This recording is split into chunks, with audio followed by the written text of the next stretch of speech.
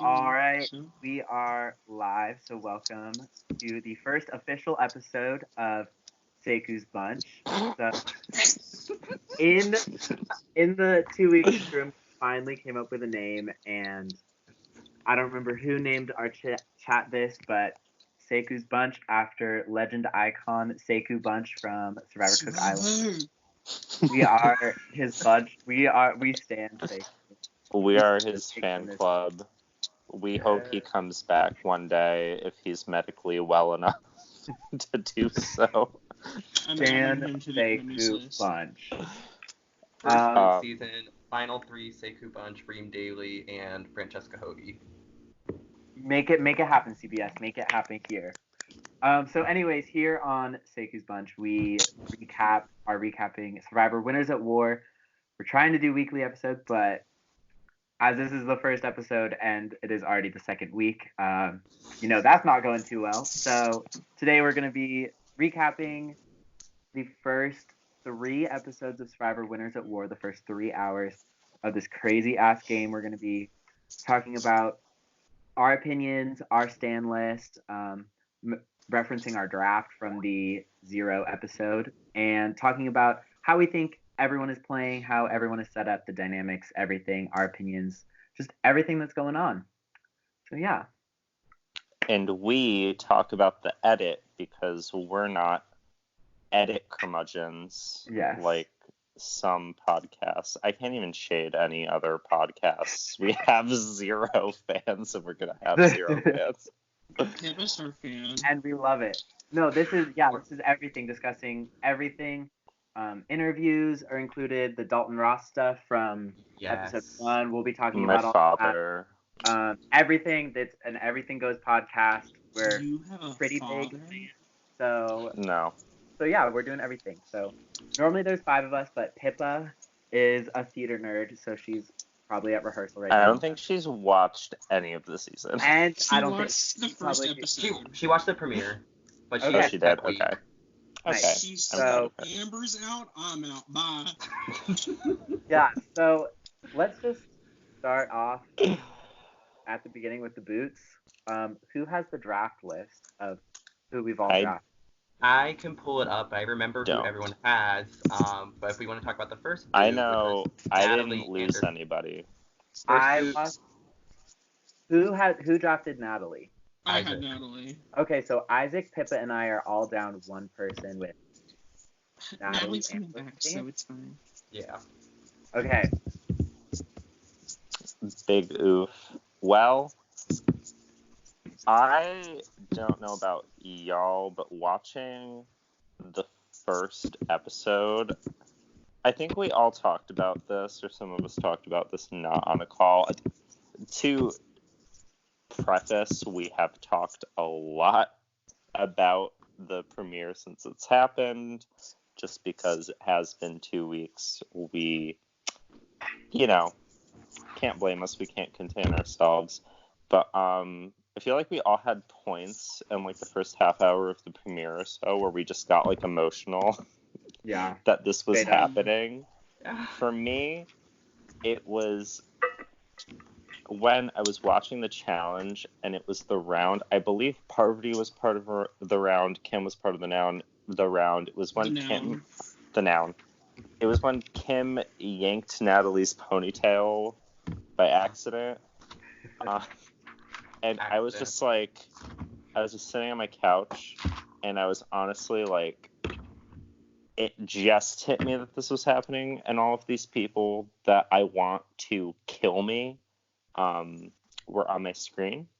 And I had no choice but to stand. Yeah. I got teary-eyed. I was like, this is real. Like, this is actually happening. It was. I couldn't believe it. I think for me, it was during the champagne toast. Like, I know that's like the time they want you to get you, but it's like when Jeff Probst said like, this is a once in a television series. Like, I know he was talking about the champagne, but like it was the winners for me. Like seeing all of them there, it's like this is probably the biggest Survivor's literally ever going to get. Mm-hmm. And I was just like, whoa. Like, oh, whoa. For me, it came a lot later in the episode. It probably wasn't until we got to Sekou Beach and they showed the conversation of like Rob and Parvati walking down the path, being like, "So are we gonna work together this season?" And Parvati's like, "Are you asking me to prom? You gotta get me a corsage and whatnot." I think that's when it hit me, just because like whenever I first got into Survivor, like I did like one big binge, and Heroes versus Villains was somewhere within that hodgepodge.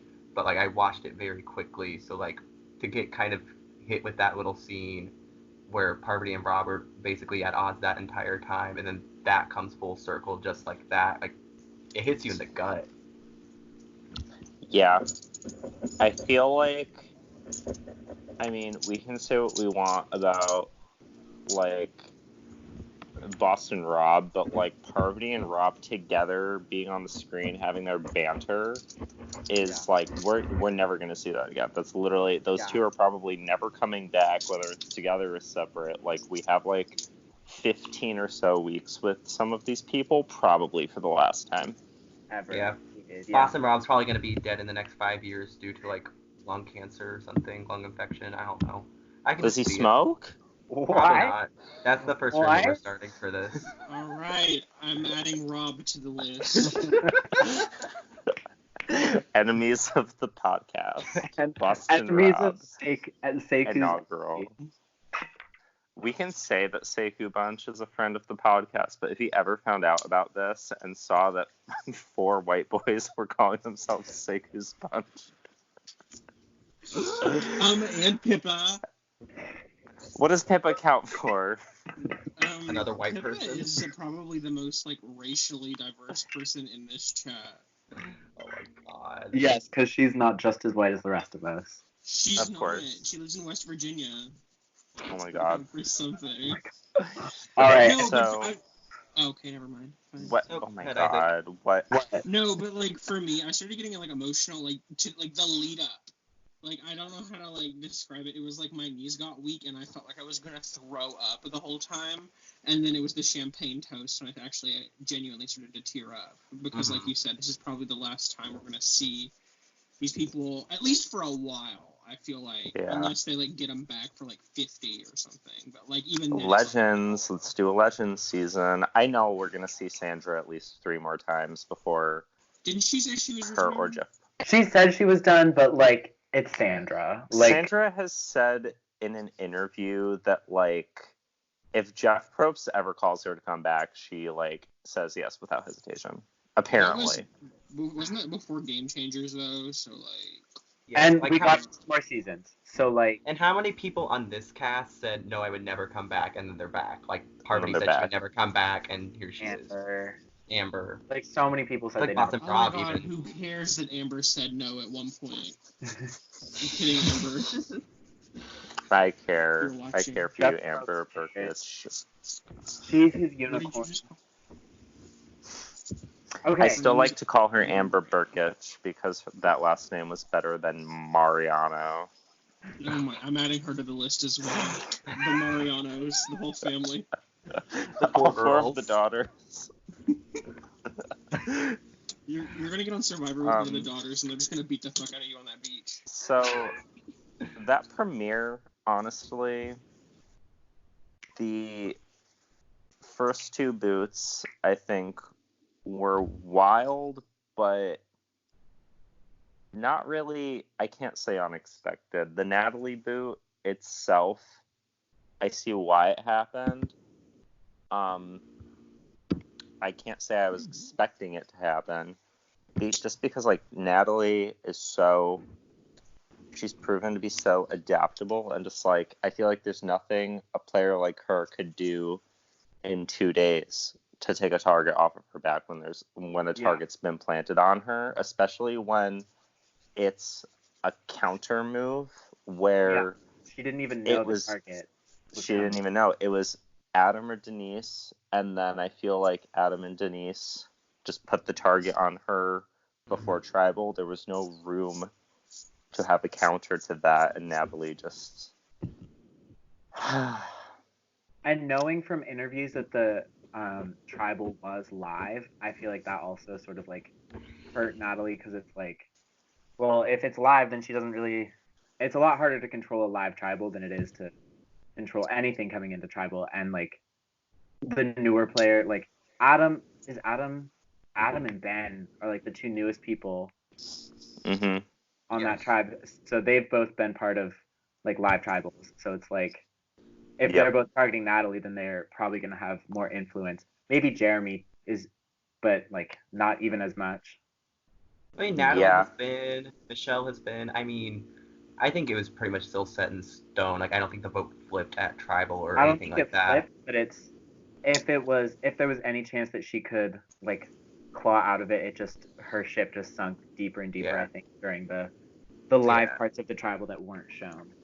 When I Yeah. was watching the episode, like, and I rewatched it, the edit made it seem like the reason why Natalie got the boot was because she couldn't make a decision between Adam and Denise, and there's already so much indecision leading into a first boot because you really just want to get a name out and just go, and because her and Jeremy couldn't lock down a name, it basically was just like, and Adam and Denise were already so gung-ho because they knew they were on the bottom, they just said Natalie. Yeah. Allowed everyone else to jump forward. I don't know if that's don't- necessarily the case, but go ahead. Yeah. I don't know how much I believe. I'm sure it was irritating and it did not help Natalie's case. I'm not sure that was the main reason she got taken out. I think it was just, I'm going to give props probably to Adam and Denise for just making Natalie seem like a target of more The devil. concern. And the fact that I feel like Ben was a key in wanting to keep Adam around. And at that point, it's just, I mean, you have Boston, Rob, and Parvati trying to run the tribe at the first tribal council. And I feel like they just saw like, oh, Ben is leaning more towards keeping Adam. Adam and Denise obviously aren't going to vote for themselves. And then at that point, the cards kind of just fall into place. And that's it. I feel like these first three boots have kind of been tragic states of affairs where the person who's getting voted out, there is nothing they can really do once the tribe has decided what they're doing. I think we should talk about it more once we get to episode 3, but I think Mm-hmm. that situation's a little different, but it came down to Yeah. a similar thing. But the Yeah. first two for sure were very similar in that Yeah. sort of like the tribe was like, well, the rest of us don't want it to be us, and like you're here, so like you're not us. And- Sorry, go ahead. I was just gonna say, and we can get into this in a little bit too, and this might be where you're leading to. Is like one thing that we had talked about before was like, especially during the episode 0 draft and everything else, was like the tribe divisions. And Jeremy and Natalie were together. The reason why Adam threw out Jeremy and Natalie's name was because they played a season together, knew each other for years, etc. How screwed do you think Natalie was just because production put her on a tribe with Jeremy, where they could have easily fixed it by switching her with like Sarah or somebody else from the Red Tribe? I don't know how screwed she was in the fact that, I mean, with that reasoning of Jeremy and Natalie knowing each other, I just feel like there are other duos you can pick out that know each other, and it's kind of just, I mean, the first tribal council, everyone's going to throw out, usually most of the time, scapegoat reasons as to why you should vote someone out. And scapegoating was a topic, I believe, at the second tribal council. I don't know if it was a direct topic at the first tribal council, but it was like very heavy scapegoating on. I mean, the fact that Adam and Denise just were gone for a little too long was, I think, a grade A example of what happens when you just don't want to be the first person voted out. And I feel like the roulette kind of just ended up landing on that reason. They kind of just took that reason and ran with it. You know, Natalie and Jeremy are a pair. Let's vote one of them out, which is also interesting because in voting out Natalie, you isolate Jeremy and Michelle, whereas I feel like if you just vote out Adam or Denise, you've only isolated the other one in that pair. After that vote, it wasn't just Jeremy that felt on an island of his own. Michelle felt very confused and very betrayed by her tribe at the first tribal. So that kind of struck me as odd. Did they just not care as much about the damage control? It may or may not have been something that they took into consideration. Yeah, I think going back to Gage's original question, like, did it screw them over? I think in a different world where just like the smallest little things are different, Natalie and Jeremy being on the same tribe together is like, people are looking at that as an asset, like as sort of like Boston Rob and Parvati sort of situation. They're like, oh, we've got like two powerful players with 2 votes that we can sort of like latch onto for this first vote. So I think it was really just like luck and scapegoating, and it could have been a different, very similar world, like flipped and it just stayed on Adam and Denise, or like something totally different happened. But I think it was, once the target was set on Natalie, I think it was a good, convenient excuse for them to all use. What was the original question? Was Natalie screwed by production? By the tribe I don't divisions?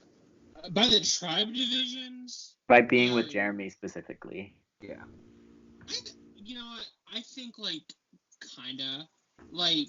I don't think like production rigged her out, but I do think a lot of cards just didn't fall in her favor.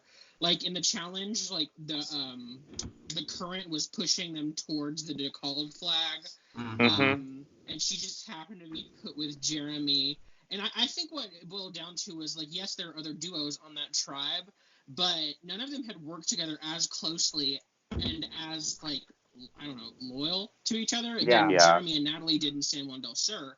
So I do think it became like about scapegoating and who can we get rid of first to ensure it's not going to be me. But with that being said, I just think the cards weren't in her favor. Yeah. And Natalie even said it. I think outside of Rob and Amber, Jeremy and Natalie is one of the closest duos coming into the game. Just the outside. And so that does kind of go with what Isaac was saying. Yeah. Like she even said it herself. Like, Jeremy isn't blood, but he's like as close as you can get. Yeah, I feel like it comes down to, I mean, production does what production is going to do. They're going to put some people together for the drama of it all, for entertainment. I don't necessarily agree with it because it could backfire, but I mean, they put Sandra and Tony together. They put Tony and Sarah together. They put the 3 of them on the same tribe. They put Natalie and Jeremy together. They put Boston Rob and Ethan together. Like, it's a whole... They obviously do some of these things for a reason. They want to try to create drama with some artificial placements of people. And it's not like this is anything new. I mean, Heroes versus Villains, they did it. All Stars, they did it. It's nothing new. It is kind of irritating when a person that so many people are rooting for goes home. I mean, Natalie was up there in the general winner picks of the majority of the fandom. Yeah. And then, of course... Oh, sorry, go ahead. I was just going to say, if I remember correctly, like, if you guys go on Redmond, Martin Holmes does a big draft with the whole Survivor community, I believe Natalie was the #1 most drafted person. I think she had 717 votes when I checked it today. Or drafts, and I drafted her. I mean, this was months and months ago when... I think he put that draft out like over the summer. He did it super early, and Natalie was like my first, like, if anyone's going on my draft, it's Natalie Anderson. With that being said, I think she's rocking the edge. She's definitely... Oh yeah. Sure.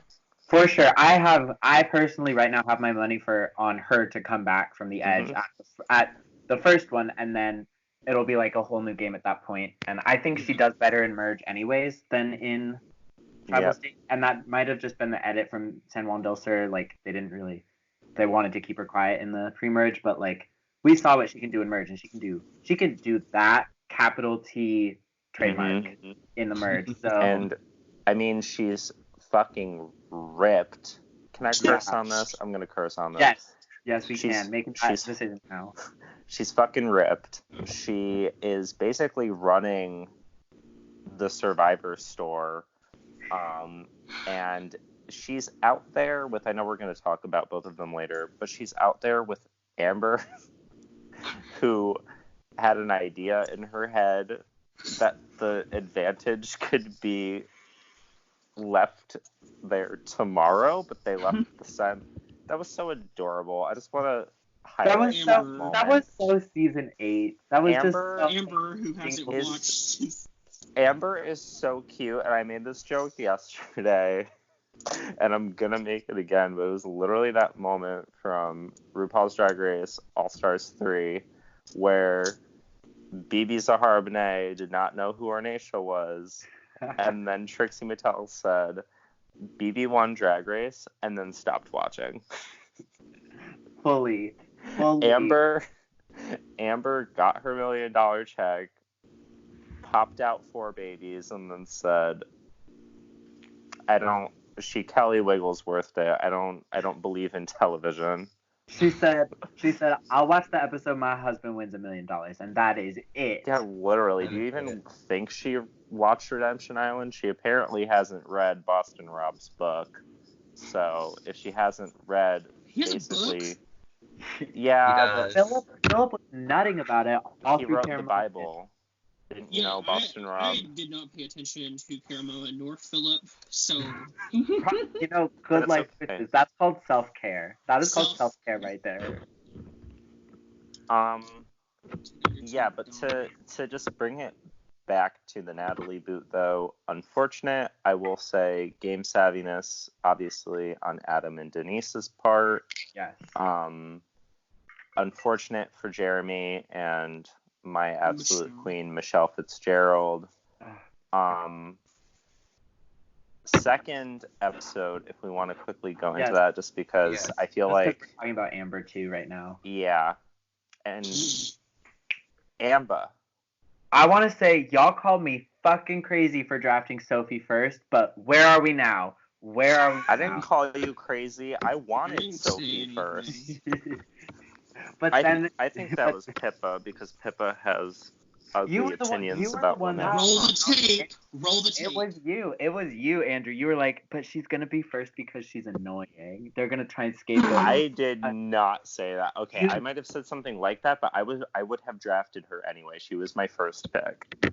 You fully did that. Yeah, but that was still my first pick. I do think I said she was.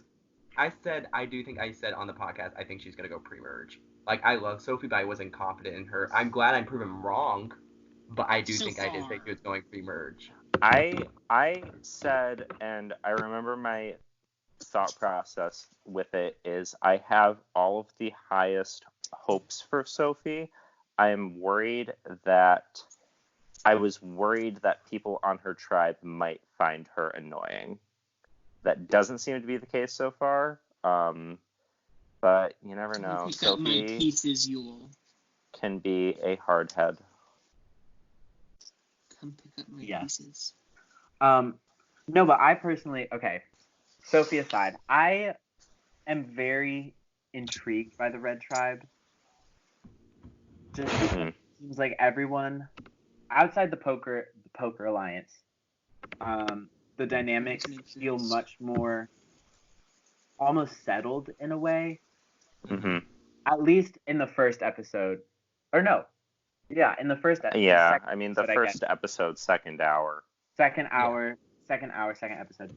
Like it really is sort of like the 3 groups that are together, and it's like sort of figuring out which 2 are going to come together to vote out third. And I thought that whole dynamic was very interesting of like,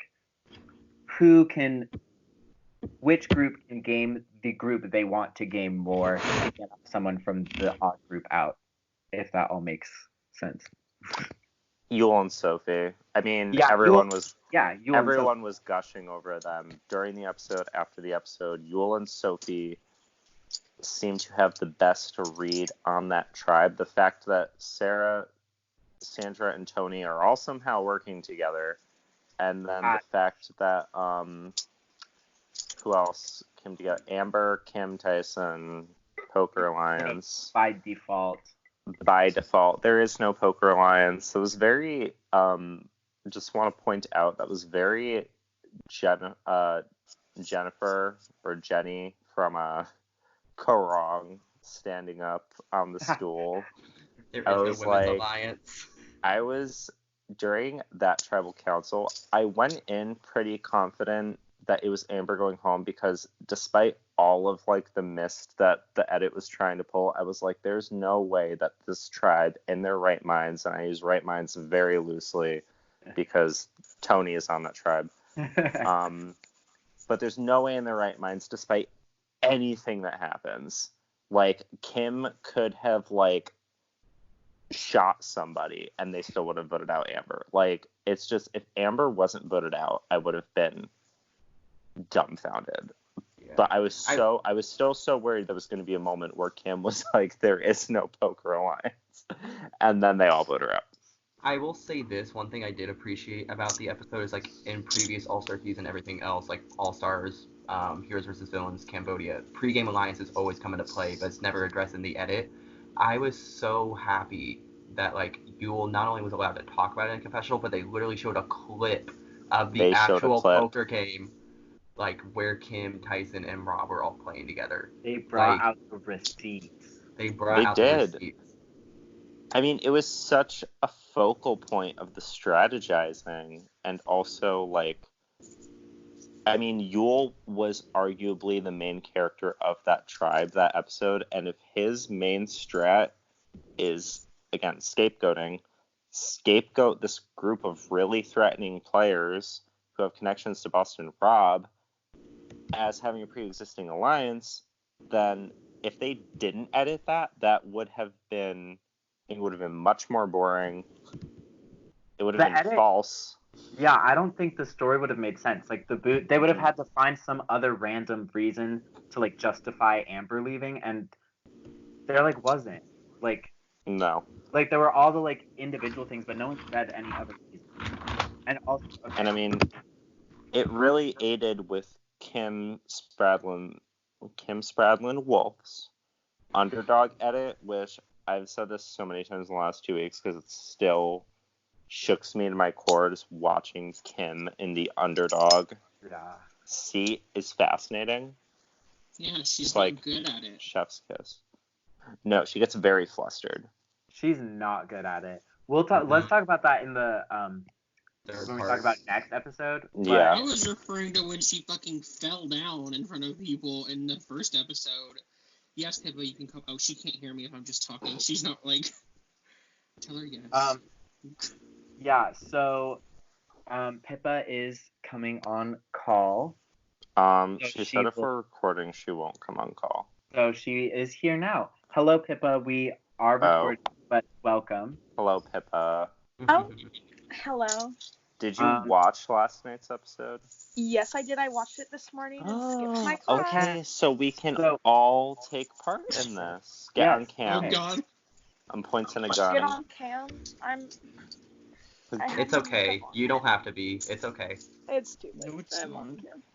Hi, Pippa. I do want to say one last thing before we move on to episode 3.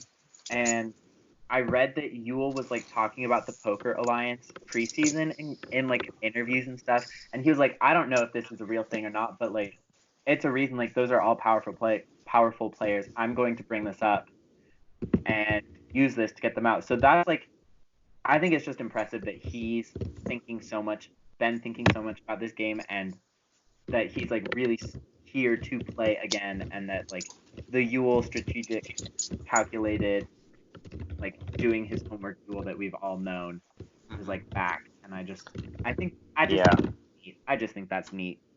I mean, I feel like Yul is definitely one of the front runners to win right now, or at least be one of the most pivotal players of the season. I think there is that small chance they're setting him up. As always, when they really highly edit somebody that first episode, you get kind of paranoid that, like, they're being set up to be, like, that late pre-merge boot that gets a lot of exposure. I'm hoping that's not the case. 'Cause I just love Yule so much. He coming into the season, he was also really high on. I mean, not just mine, but a lot of people's. On meth. Yeah. Isaac, Put do him you on the I'm guys list. not ever coming into recording Put this. him on sometimes? the list. Isaac, does. put him on the list. Isaac, Yes, Okay, put what him are on we? the God. Can I get an update on what we're doing? We are On recapping episode 2. episodes 1 and 2. I would say we're probably 3. getting close to actually getting to episode 3. Wait, what was? Oh wait, He's saying- is he's saying- episode 1 and 2? You're considering 2 hour, the The 2 hour. double. Yeah, that yes. 2 I was hour. like, maybe I didn't 'Cause- watch last night's because I thought there was only 2 We- episodes. Yeah, we can't like talk about all of the ins and outs, but we're kind of talking about like who impressed us, what went down at the vote. I can tell you who impressed me. Who? my I want to hear it. God. I want to hear it. Tell us, Pippa. A Who impressed you? Boston Rob. We do have our one resident Boston Rob supporter, so I just think I like how he's playing it like he normally does, and at that one point when Ben was like, "You're good at this," and he was like, "I just want to know the truth," and I was like, mhm. Can I ask Pippa, do you think that was Boston Rob being good, or do you think that was Ben being dumb? "Okay, can I just give a little rant about Ben real quick?" Yes, go I'm ahead. kind of Please. regretting Before we go into the next hour, let's hear it. I'm kind of regretting picking him. I'm not gonna lie to you, because I don't like this Ben. I don't know. Like in Pippa, his, this in is his the season, Ben that the 4 of us were watching for 15 episodes. Welcome. No. Welcome No, to the I just club. don't like Pippa, he's not I like the stone cold Ben, the driven Ben. He's like the Ben that's like trying to be the dad next door. The Ben that's Oh, like he's a trying to act like he doesn't know clown. what's going on, but he actually doesn't know what's going on. Is like what's failing Pippa, about since you no this. longer stand Ben, we unfortunately had to remove you from the podcast, and now we got to find another resident casual to fill in your spot. But I So still love Boston Rob. She still I loves still love Boston Boston Rob. Rob. Also, Fine. I would like to point out that my draft, okay, Took a did hit. get taken out in the first 3 eps. Like, I'm pretty proud of myself. Don't you have Amber. Pippa, you had Amber. Yeah, but you guys thought my entire draft would be gone in the first Oh. 4 episodes, and I'm just I saying didn't say I didn't that. get the first hit. I get didn't the say first that. hit. I thought thought Ben her would go draft. deep. I Ben thought would her go draft deep. was bad. But thought her yes, draft was I'm proved just us like wrong. Ben right now is just not playing the way that I remember him to be playing, and I need somebody He's to playing like portray him hard so exactly- he can step it up. Like I want him to be taken like to a new level, the Ben that I remember watching for 15 episodes. Like When I you were miss high him. on shrooms. But, apparently. I am What going else to did I wanna say give a rant this is about? exactly the Ben I remember, but I This think we is watched that season very differently. yeah. I really Because like how Boston Rob is playing right now because I just love him in general. I don't like how Miss Sandra's playing for some reason, but it's also because surprisingly they haven't given her a lot of edits, which like I blows know. my mind. Mhm. that She they're got not giving 0, which Sandra we can edits. talk about when we get to episode 3, Sandra's 0 in the confessionals. Yeah. But on the topic, But she I do think have an idol though. she do have an idol though. She do kind of be having an idol though. But also on the sorry, go ahead, Pippa. I was just going through people. You go. Well, I was thinking just about how gonna. annoying Adam is, but anyway. We Don't can't. make fun of my Adam's gonna be a lesbian. big. Yeah, don't make fun of our Adam. resident lesbian couple, Denise Stapley and Adam Klein. All right, My I got draft. it, Adam. My But draft.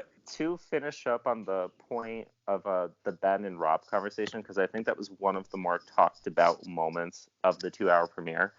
I think it was definitely. Here's the thing about Boston Rob. I even thinking that Boston Rob is a bit overrated. I think it goes to show that if most people did what Boston Rob did and just said, just spill the information, just put them on the spot like that, most people would be like, no, fuck you, I'm not doing that. Like, same with the bag situation, which we can also talk about, but in episode 3, if it were a lot of other people other than Boston Rob that was like, dump your bags, I feel like people have just been like, no, fuck you. And I feel like because of Boston Rob's preconceived notion of he just has a very domineering like alpha personality that just like he tells people to do something, they do it. I feel like that definitely played a role in Ben getting in his head, aside from the fact that Ben's a moron.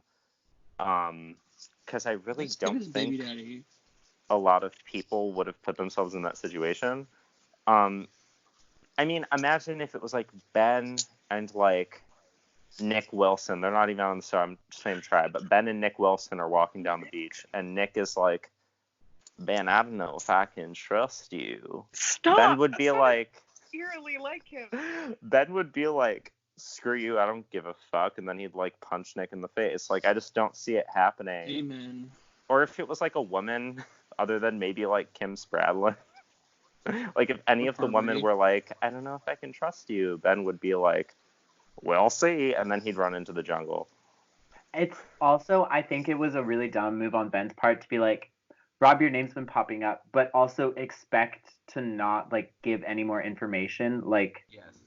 No, like, he's a like, moron. He's like, your name's popping up, and then run away. It's like, first of all, no one's gonna like be cool with that, but then it's also like, it is Boston Rob. Yeah.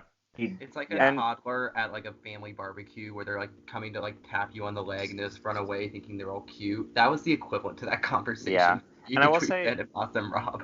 Rob is good at putting people on the spot. Like, I can't as a Boston Rob denier say he's shit at everything. Maybe Isaac can.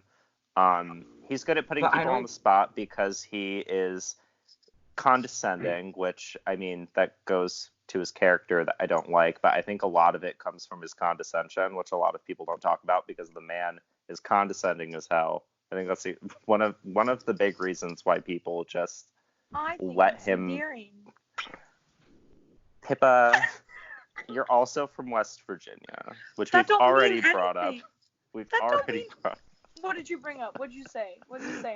Say it to my face. Isaac said that you're the most racially diverse out of all of us. Challenge. You may have me there. That's not my fault. It's just the environment that I grew up in. Anyway. Jeez. Do you guys have anything else from the first 2-hour ep before we go on to this ep? Yes. Pippa? I would like to speak on my girl Amber. Okay. Mm-hmm. You know, I picked Amber because I just love her. Mm-hmm. But watching these first 2 episodes reminded me that she never had game. Oh. She never had game. I felt that way. I forget what her first season was. Australian Outback. Yeah. Okay, I felt that way in the Australian Outback. I felt that way in All Stars. I still think Boston Rob should have won. And I think that the only reason that she really got through All Stars was because of him. Like, she did some stuff, but a lot of it was of the factors that he set up for her. And sorry, I have makeup all over my face. I think he won All Stars because of jury management, but win Modern Survivor by just like getting carried along and having good jury management. I don't think she wouldn't have won a Modern season. I don't think. But I was really excited for her to play this season because I felt like she had her drive back. Mm-hmm. You know, she had 4 kids. She had to leave them behind, and it was even more of a reason for her to win. And then to have her be voted off because they're scared of her, like, connection with her husband, but mostly they're scared of her husband, not her, made me so mad.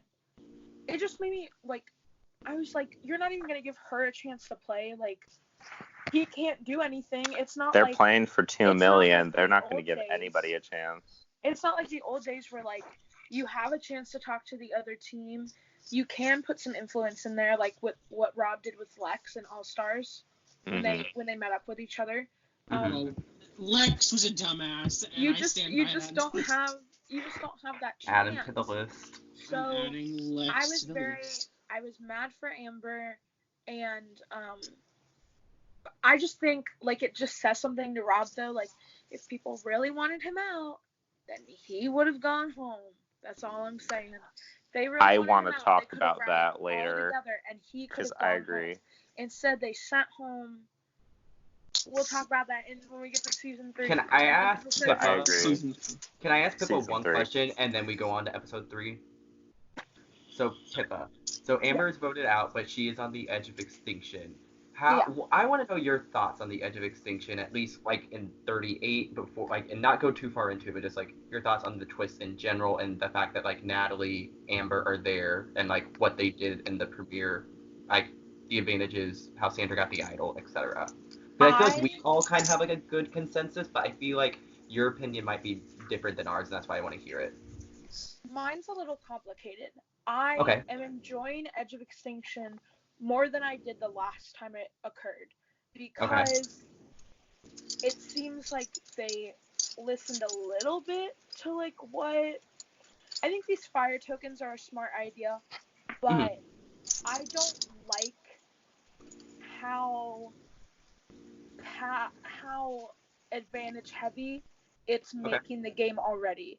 It's Yeah. episode 2, and freaking Jeremy, is that his name? Yeah. And freaking I just don't pay attention very often. Like Sandra already got an idol from the edge. Like Sandra got an idol. That Jeremy, expired. whatever And then we'll his talk name about- is. It's episode 3, and we have 4 different immunity things already running around. Yeah. Yep. I think that aspect is a little ridiculous, but I am enjoying Extinction so far more than I did last time. I'm kind of excited to see where it goes once more people get on there.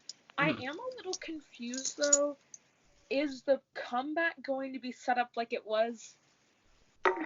I keep wanting to say last semester, but that's not what I'm trying to say. Is the returning competition going to be like it was last season, or is it going to be like multiple chances to get back? I think it's the 2 chances I think again. it's the 2. I know that we all really hated it when, that last chance came at the end. I'm pretty sure it's at the finale. end again, like that, like in the last See, 4 that's the days part of the that game. I hate, because I that's hate just it. a cop out. But at the same time, I feel like that situation is a little bit better because it's an all returnee season. So it's not like they haven't all met each other before. Like, of course, like Ben doesn't have a super good connection with Sandra. Like, they're not super close or anything, but at least like they've probably seen each other at parties, or she's sent a congratulations, or they've like talked across the web or something. It's not like with last season where Chris like literally hadn't spoken to anybody that wasn't on Extinction. Like, that's why it was unfair. I think this one levels out the playing field a little bit, but I still think that Extinction is a really dumb twist. I've always said this, I've always been very vocal. I am not a fan of modern Survivor very much. I very much liked how old Survivor was played. I miss the auction. I miss the social aspect of it. I'm not a big fan of strategy, but I do want to add on to that. Yes, I agree with everything, and I wonder if, because it seems like the competition on Edge is sort of like going throughout their time instead of just like 2 challenges, because they do have to like run and find advantages to like sell to people. So I wonder if that's going to create any animosity with people on the Edge, like between people living on the Edge, and if there's going to be like fights. So if that also like levels the playing field, so like let's say Natalie gets all the advantages and like everyone's like, well, fuck you, Natalie, and then she gets back in and makes final tribal. So like where Chris would have been like golden because he spent 30 whatever days on Edge just bonding with people. Just got free jury management. Yeah, he got free jury management. Natalie's been like kind of screwing over these people who've already been voted out while she's going to find all the advantages. I also think that she is not. I understand giving your fire token to Jeremy, okay? That's your closest ally. But, like, giving everything to one person when you want to get back in the game, I don't think that's it, sis. I think you should have at least picked, like, one other person to give something to. She gave one to Sandra. She gave one to Sandra. I feel like I missed that part. That's where Sandra she sold the first idol to Sandra. Yeah. Because she she couldn't give it to Jeremy because it had You to know be what? somebody on the losing tribe. I think Which episode was this? This is the second This is episode. right Yeah, after Natalie second got hour. voted out. definitely skipped from the end of the challenge to the tribal because I was bored. You should have watched it, Pippa. I had class in 20 minutes and I was determined to finish the episode so I could talk to you guys again. It's okay, oh my Pippa. gosh. That's okay. You should go back and rewatch it, though. It's really exciting. Go back and Yeah. That part of that episode's really I just feel like I don't know. But the other two things that she's gotten, she's given to Jeremy. The first She's fire gotten one token, thing. and the second thing, she gave her good. fire Her token token and the safety the without Yeah. yeah. Tribal And skip. I just feel like I don't know. Yeah, I am feel like hoping. I would give something to somebody different every single time. Yeah. So when I got back on the island, I could be like, hey, remember when you got this save a vote or steal a vote or whatever? That was feel like me. that was me. Like Yeah. I was looking out for you from extinction. I had you in mind this whole time. Mhm. Like that's how. Yeah, I would hope. play it personally. I hope if she has the opportunity, if she gets another advantage she can sell, and there's an opportunity to give it to Jeremy, I hope she gives it to someone who isn't Jeremy because it's free networking at this point. It's kind of gone from like free jury management to free networking. I feel like I despise Edge of Extinction. I still wish it wasn't here this season, but I feel like the thing with Chris is much less likely to happen, A, because they are winners, and I think they're going to take this a little bit more seriously than a bunch of bitter newbies. But also, like Pippa said before, a lot of these people know each other. A lot of these people have met before. They are aware of each other. It's not going to be a group of people. Like, it was especially Chris getting those comma votes. He had never met any of these people who came from comma and was able to just be like, hey, I never screwed you over, and also, like, Yeah. I'm a nice guy. And I'm also going to take out Rick Devens for you.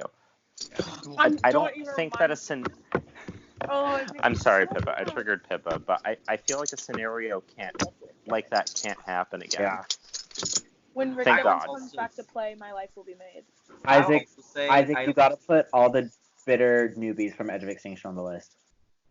I'm gonna just put Julia. Hope that's Wait. okay. Can And I War Dog. say one more thing about the last two episodes after Gage Yes. talks? Sorry, Gage. I was just gonna say I don't think it matters because I don't see this cast of winners voting for, like, if an Edge of Extinction, somebody returns from the Edge of Extinction and makes it to FGC, I don't see them rewarding them. I don't think. Yeah, I don't either. I think it would have to be like a I don't even know who would be the Russell Hantz of the season, but like a Russell Hantz and like the two people who returned from Edge of Extinction. Amber. The only exception I would make to that is like Sandra. If Sandra somehow, some way, some form got back into the game from Edge of Extinction, she'd be like the only person. You don't even think they would give it to Sandra? I don't know. No, because she's won. This is the type of cast that would take that kind of stuff into account. Like, you've won twice. She already has 2 million from the game. She already got 2 million. Yeah.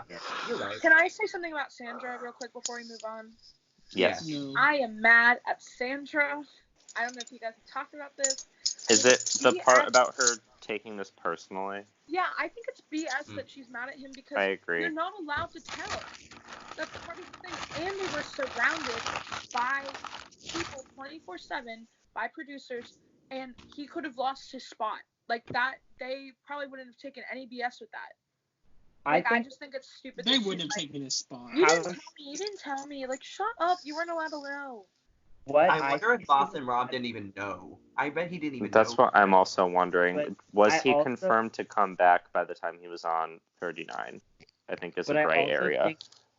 I also think it's partially what I interpreted it as is not she's mad at him for like outright saying I'm not on All Winners. I think she's mad at him for saying I'm never coming back. Just like, period, end of sentence. And like he could say I'd come back someday, and then still keep his spot on this season because he didn't like say I'm coming back for All Winners in 2 weeks. But what if, like, this is also one of those things, like, he said, she said, like, what if he said, like, after this summer, I'm not coming back? like after this, We don't know. back. Yeah. Like we don't know, and I feel like that's maybe how it might have been worded. And I get where she's coming from. They have been friends for a long time. They did spend all that time together on Island of the Idols. They got to say. I kept saying last season for Edge of Extinction. I apologize. That was 2 seasons ago. But anyway, It's all good. You're casual. We block out Island of the Idols. We block out Island of the Idols. Hit us right. I just can't remember things. Oh, gee. But I just think that it's like I know that you're not allowed to say whether you're on the season, and I think it is a real possibility that he wasn't confirmed. Yeah. I think for him, for somebody who's played so many times, there's a big possibility that they tried to get somebody else and they said no, and then after they were like, hey, we have a spot open, please think about it.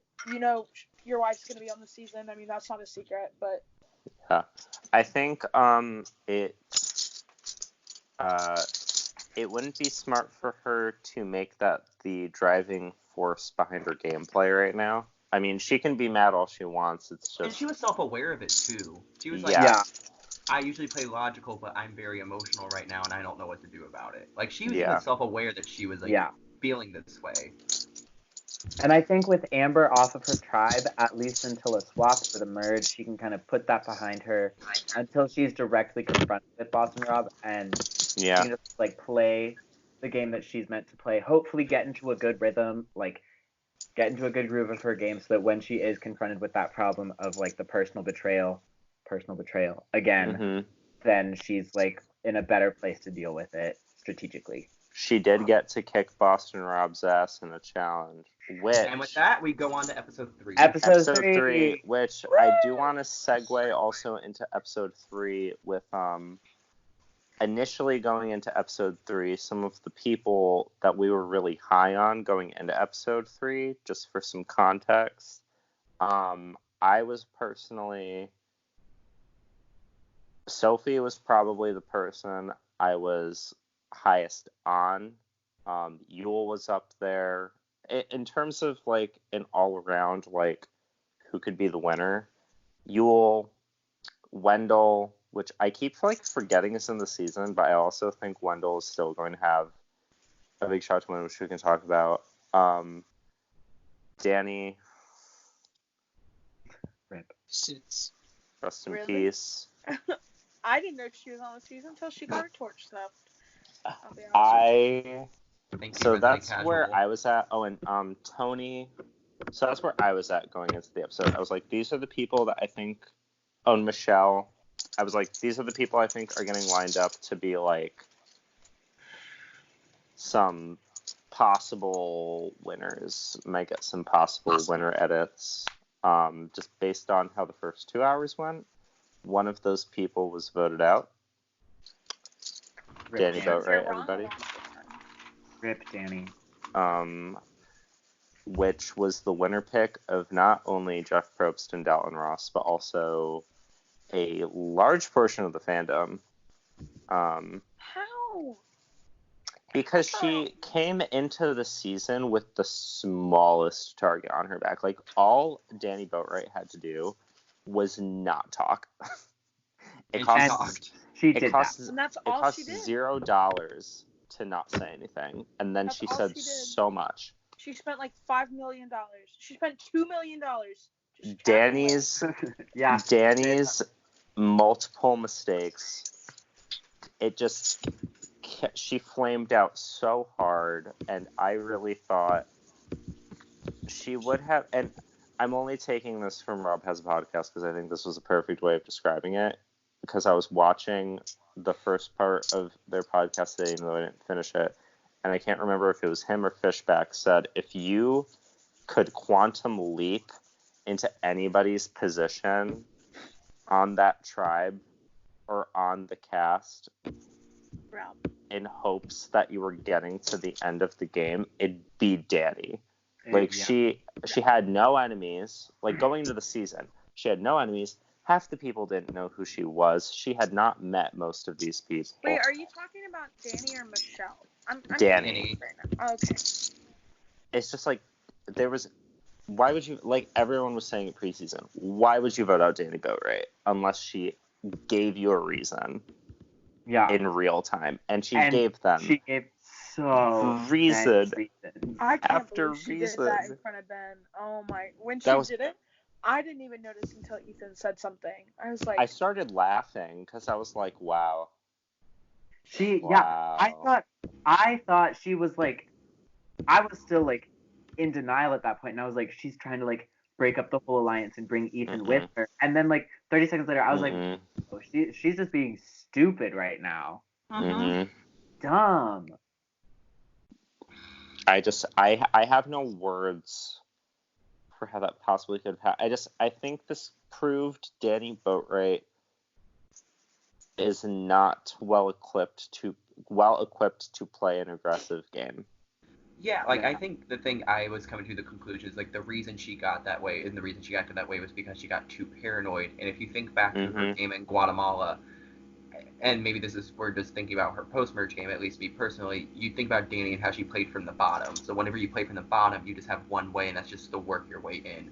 After that first vote where they voted out Natalie, she was honestly seemingly in the best position on that tribe. Like, she was in a lot, like, almost seemingly in the middle. And she basically cracked herself out because she had so many connections and pathways that she could take. And she's like, Parvati. Yeah. Before we move on, I want to ask, is Isaac here? Yeah. Girl, you speaking? I can't get a word in edgewise. Oh my god. Just I'm interrupt kidding. people. Yeah. That's what we're all doing. tell us your feelings, Isaac. Yeah, Also, I've been making my an Ethan Zahn tribute. We're not going to talk about it. Let me tell you. Yeah, I think Danny flamed out hard. I think if she would have just kept her mouth shut, she would have ridden with them longer or whatever. But, like, at the same time, I kind of feel bad for Danny because I really like Danny. But she, like, posted this, like, video. I don't know if you saw it. I She saw was it. singing Lady Gaga's Edge of Glory, and I thought it was the funniest thing ever. But, like, I don't know. There are certain things on Survivor you don't do, especially when you're in a good spot, and that is one of them. And that's all I really have to say. Besides, like, the only thing that I thought was going to save her was Ben being worse. I really thought they were going to We take him didn't out. get that. I know he's in my draft, but I wanted him gone in that moment. I have never agreed with Boston Rob more in the 18 seasons I've watched of him, where he just, in full disclosure, looked over at Jeremy and said, he's crazy. I'm acting like a child. I don't understand. He was acting like a stupid man. I wouldn't even say like a child. He just was sounding like a stupid man. He said, I'm not paranoid. And then Ethan said, then what's your point? And he said that we're all paranoid. And he said, I think we're all paranoid. He's like, really. Oh my god, let's talk about the thing that was running through my mind during that entire like segment at Tribal was like that one little part from Keeping Up the Kardashians when Kim is just like, well, there's just so many problems, and then everyone like starts screaming, is like, the problem is you're the problem, and like that's the only thing that was going through my mind was like, Ben, like, he's just, I feel like there's something, it's like, what's not clicking? Like, Ben just doesn't understand that he's like a walking human contradiction. Like, anything he says, somebody can call him out on, because what he says just doesn't make sense half the time. It's okay. I really like, because like, okay, Pippa, you're not gonna like any of the things I'm saying, but please just hear me out. So in HHH, like, obviously at some point he like tanked his social game, but they like can't really say that because he's the winner, so they have to like be like, oh, everyone flipped on him, but it's like he tanked his social game. Like, let's just say it. He tanked his social game, and so now that I'm pretty like confidently saying Ben's not winning this season. So now that he's not the winner, they can show him tanking his social game. And so this is the Ben that was playing HHH. Like, this is the Mhm. same person. He's just with different players and not finding idols. And he's like, his social game is not. We're not far enough in the game where that's like an immediate threat to him leaving. So it's like the editors can fully show him just crashing and burning every like social thing, every thing that he says just doesn't make sense. You know, I just want to add in the agreement, sorry, that just I feel like we can all commend, and the edit of HHH could commend Ben for getting himself out of a sticky situation. Like, that's still commendable, I think, on an objective level, but it was a situation I think most people are in agreement on that he put himself in because his alliance was just over his shadiness. Why'd you do this to poor Ben? He does not deserve You know this. who he reminded me of? Who? Isaac? Who did he remind you? Rupert. He's giving me Rupert vibes, and I That don't must know be why how I to love put that him into so much. words. Oh my god. But do you remember Like, that scene from Pro Ben Islands Bot. when Rupert came back to the beach and he gets in, like, Johnny Fairplay's face and screams, "Did you vote for me?"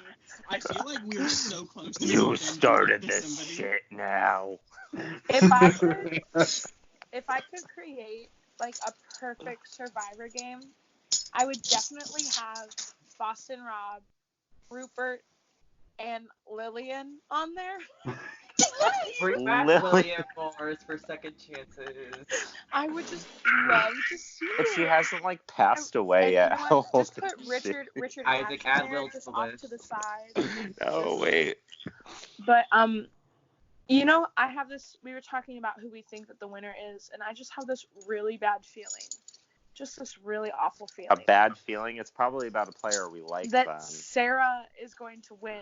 Oh, no, this she's game. not. I just have this bad No. feeling because No. I didn't think she was gonna win Game Changers, and then look what happened. She won Oh. Game Changers. Game I don't Changers. tell you. She's Pepper, we can tell you silent who's gonna and win she's Winners at deadly. War now. And honestly, But- I'll be honest, even though I have a bad feeling that she's gonna win, she was one of my top players going into the third episode just because I like the approach that she's taking. She's not being too flashy, even though she is a threat. Ethan is always going to be at the top of my list. My favorite season that I have ever watched so far is Africa. Stan Ethan John. Woo! Africa is my favorite season. I think that it was all played beautifully. How do I you just feel think about that every Lex? aspect of that season was incredible. It's when I think of Survivor, I think of Africa. And Ethan. Oh, I Pippa, love. How do you watching him feel about play. Lex, Pippa? Oh my How god. do you feel about You know Lex? what? I was a fan of Lex. I'm not gonna lie. Wait, Except Pippa. for Right. in All Stars when he was being a Don't big give baby. Lex this airtime. We can't. No. Alright. But Okay. anyway, So I wanna taking hear- it back to Sarah. Early in the to episode, Ethan. we didn't see anything of Ethan this episode. We Taking it saw- back to Yes, we Sarah, did. Sarah and Tony formed Cops Are Us again. They formed Blue Lives Matter 2 Electric Boogaloo. They're both on your draft, idiot. I wouldn't say that. I know, because Tony's doing the damn thing. I think that was smart, like him this honestly. game. I love Tony. I want to see him Tony build a secret shelter. is great. I want Tony to build a spy I want the spy. I want him to build a spy Plane. treehouse. Like, he has spy the ladder. treehouse. He Oh my has gosh, the he was climbing that ladder. ladder, and I was He's waiting gonna for the die. medevac. Tony's gonna get medevac. Blackout. Tony, What if this is all the unfortunately, met elaborate? his untimely demise. This Can is we talk all about- elaborate setup for a late game Tony medevac because he just like fell from a tree. True, he falls from his tree. Oh my god, he Can we died. talk about what- Can we talk What? about when Tony had the ladder and all the 8 people were like, "Oh my god, you're gonna fall," and Toby's like, "Yeah, the fruit's behind you, Sophie. If you could lean like 3 steps." Sophie was literally telling Tony to like keep moving, and everyone Sophie else was wanted just him telling to keep that- die. Yeah. I loved personally the contrast between Yule getting the fruit from the tree in the Mhm. like slower, safer way versus Tony in the like heavy, reckless I sort love of it. like. It was just such like a perfect contrast of their characters that was like subtle but also funny but also like deep in the way that you do. I love it. And I just want to point out, Pippa has her hand raised. I just want to point out Tony's winner edit. Y'all laugh at me for choosing him in the draft. I think this was, like, just, he might not be the winner, but it was, like, grade A, like, at least important person who makes the finale editing, because he just got such a positive tone. And modern day Survivor, I talked to Isaac and Gage about this a little bit already. Modern day Survivor does not give those camp life scenes anymore. They do not make room for the camp life scenes unless there's a reason behind it for later on in the season. Yeah. That's all I gotta say. Yes. Pippa, It's yes, true. yes, Pippa. Yes, thank you, Mr.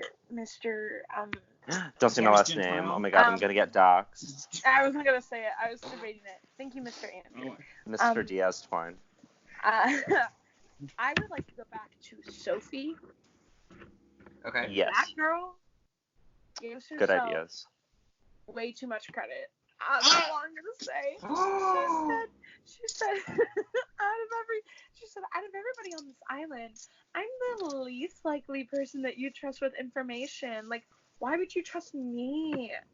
That's a Because bad she's idea. untrustworthy. I was like, girl, you seem like you eat bran every day for breakfast. Okay, and what about it? That's not People who eat wrong. bread every day could I die. am starting to like Sophie. Keep in mind, Okay, good. I haven't seen That's all I need. Have you not watched South three-fourths of Pacific? these players ever play before. Can I say So something I that have a very happened You don't fresh have also after to. Pippa? perspective, and I don't mind Sophie, but I also think that like I have a feeling that she's going to get some edits later in the season where it shows like she thinks she's running the game, but she's not. Mm-hmm. I'm calling it now, and this is video evidence. Okay, I'm a little worried about that, but Gage, you can go ahead. So Pippa, in South Pacific, there's a big controversy that happened because a lot of the season is centered around religion, and Sophie's in alliance with a bunch of people who are all identify as Christians. There's a lot of scenes of them just like praying together, and Sophie giving confessionals saying that she's not a Christian, but she's doing this to fit in. I rewatched the episode where Kim finds the idol, and I don't think it's a coincidence. They show Kim finding the idol, and she goes, "Oh my lord, thank God I found it." And then it cuts to Sophie, and she goes, "I'm the devil. You shouldn't trust me with that information." Sophie fully Clark forgot is the devil. I fully forgot about that whole religious undertone, even though that's like the entirety of South Pacific. They brought But it it's back like for Winners at War. It's true. It's these Yeah. editors, man. These editors, they do them. They do the most. I will They do the most. I will give what Pippa had to say a little bit of merit because I am worried, and this kind of goes for Yule too. I feel like Yule and Sophie are probably getting set up at some point for a duo downfall. I don't know when. I don't know which one of them would be the casualty. I'm leaning more towards Yule, but I'm still worried it could be Sophie. I think it's gonna be Sophie. I think Yule's gonna stick. If they stick as a duo, Validating you. How do you feel? Wait, what are you saying? Nothing. I said a man is validating you. How do you feel? I sometimes forget I'm the only girl here. It don't matter. Anyway, go on. I will say I am still really, really high on Sophie. She's getting enough content, but we're not being overexposed to her. I believe so far she got two confessionals total in that 2-hour period, and then 2 confessionals last night, which is like, mwah, like that's such a sweet spot. Such a sweet spot. We are Boston Rob fans here, or we die. I guess we die. I guess. Shoot me in the head. I'm gonna say this: Boston Rob had a good up last night. Like, I will, and I will point it out for this reason, or at least I will never point out for me. Yeah, good episode. The entire tribal council sequence.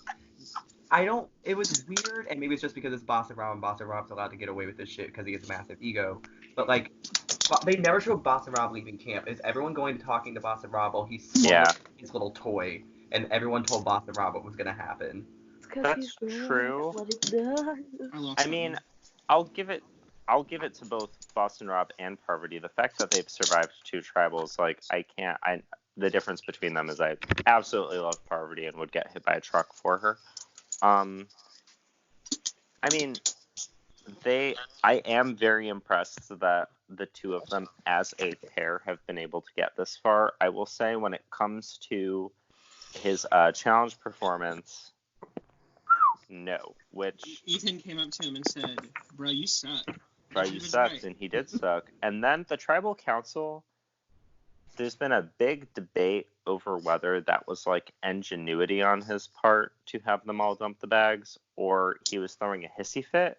I think I've landed on it's a little bit of both because I do love Survivor ingenuity when I see it, and there is a part of me that is excited that that happened, but also in that context, it kind of seemed like a hissy fit, like a little bit.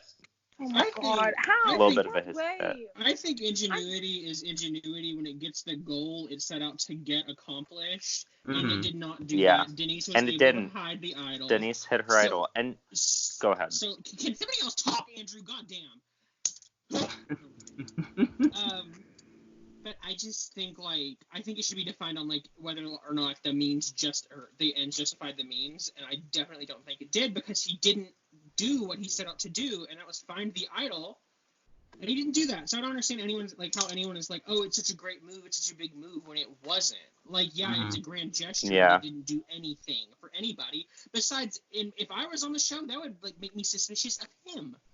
Yeah. His pockets Yeah. exist. And he's like, Especially He- because the idol didn't come out because the idol was hidden. So it's like, who's the only person who's had time to meditate on that is Boston Rob. So if I was out on that island, I'd be thinking, well, what about him? What about him? He had time to plan. He had time to hide the idol. Yeah. And so I think honestly the most ingenious person, was Ingenious. ingenious. Yeah. Thank you. Ingenious person there was Denise. That that quick thinking of getting that idol out of not showing it to anyone when it's all eyes are on there. And I think it is partially that she was sort of on the side of tribal and not Yes. right in the middle. I do think that really helped her. But it's also she wasn't the very end. Adam was the very end. She still had a couple people around, and she still, as far as we know, this might be totally disproven in the next episode, but not a single person saw a thing. And Because she hit it using her big lesbian hands. Mm-hmm. yeah, she hit it super well. So it's she's got that idol. It's with her number one, which is more than Kim can say. And I did have a question after you're done. Yeah, I'm done. Okay. Well, I was just confused also, and I just thought about this when I was rewatching it, because the idol's technically two pieces. Does Denise still have both pieces, or did Adam also have a piece and they just didn't acknowledge it just because Denise was just right there in front of the camera? Denise still has both pieces. Okay. Actually, no, she had to give it to somebody by sundown, and it never showed. She gave it to Adam. She gave it to Adam, but could he have given it back immediately? Okay. That's what wasn't acknowledged, and that's what I was confused about, because we didn't see I Adam. think it had to be after tribal. No, Yeah. they couldn't. I don't think that's allowed. Once you It's give it, the I think the only time you can get it back is when you're playing it, or it's the purpose of it is kind of useless, the two halves thing. Mm-hmm. I think that if she asked for it back, she'd have to probably in the next couple hours have to give it to somebody else immediately. Or what's the point of having to give it to somebody by a certain time? Yeah, is this the same idol that they had in Edge of Extinction with Rick Devens and David? Is it the same rules? Basically they had to match it at tribal? Yeah. So Adam had to have had a piece then, right? Yeah. And they just didn't acknowledge it just because Denise was right there, while Adam was the one being I don't want to open my bag. I think this is hoopla and Or he might have left it. Yeah, back maybe at that's camp. why he had that reaction when he was like, I don't want to open it, blah, blah, blah. That would make more sense because I felt like his reaction was so uncharacteristic of him. Well, for some reason, I just he's whiny, but he's not that whiny. Yeah, he's that whiny. He's not that whiny most times. I thought it was a hole. I thought it was a hole. That was funny. I was like, are you high or something? You find that island kush or something? That island kush or The something. the Angelina crackpot. The Angelina crackpot. Do we Stop. want to go back to the beginning of the episode then, where Denise finds the idol? Because we kind of just jumped right to it. Yeah. All right, so that was like 3 seconds for you guys. That was like 10 minutes for us, but we're here again. Talking. If I had to take Where a were we? picture. Denise's idol? Is that where we were? Denise's idol. Denise's Yeah. idol. Okay. Gage, do you have something you wanted to say about the idol? So, I mean, do you want to start? I guess just general pros. So we go in the episode, we see it's Denise and Ben who are looking together. And Ben's like, here's where to look. You're looking for blue. And Ben's looking, and he's like, I know what to look for. I know how to do this. And then Denise finds it. But then she tells Ben that she found it, which, thoughts on that, anybody? If somebody would like to take that away from me, thoughts on Denise first off, just telling Ben that she found it. I know they're right next to each other. I don't know if she could have been more, like, subtle about it, but she immediately went, Ben, and said she found it.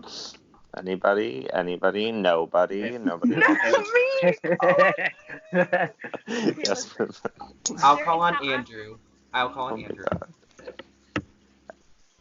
Pippa, go You're ahead. going on me. Anyway, here's how I feel. Okay. I think Ben's idea of, I'm going to teach this person who's never played with idols before how to find idols was smart, Okay. but also kind of backfired. I really think he should have led her. He should have led her in a way that, like, kind of taught her how to find idols, but also led her off track. And I think that Denise regretted telling Ben about the idol immediately. She was probably just so excited, like, oh my gosh, Ben, I just found this idol. And she's like, oh my god, I just told Ben the wild card that I found an idol. Great. But I just feel like Ben is just he's so focused on building relationships that he's losing all of his good strategic moves that he had. I just don't get it. I'm gonna call on Do Isaac, because I think we have the same thing. Isaac. I think we have the same. I'd like to start this off with saying Denise played with idols. Oh And I my would god, like are to you for finish real? it. She played season 25. I don't know. Yeah, and I'd like to finish this off by saying excitement's a hell of a drug. So, like, I think if she found it, she'd be like, oh shit, Ben, look at this. Like, I do think there's merit in, like, a time, you know. Like, Wait, but then why did he say I'm gonna teach people who don't know how to find idols how to find idols? Well, she never found an idol. She never found an idol herself. Oh, Even though she played with idols, she never found one. Mm-hmm. I do have something to Monty, say, go ahead. if that's all good. From what I remember from the shot, it looked like Ben, like, literally saw her find the idol. Like, Yeah.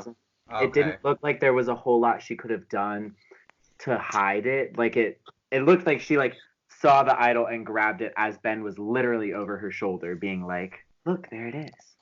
Yeah, Like, that's not, how like, I saw it. directly, Okay. like, look, there it is. Like, she obviously was the one who saw it, but there wasn't anything she could have done to Mm-hmm.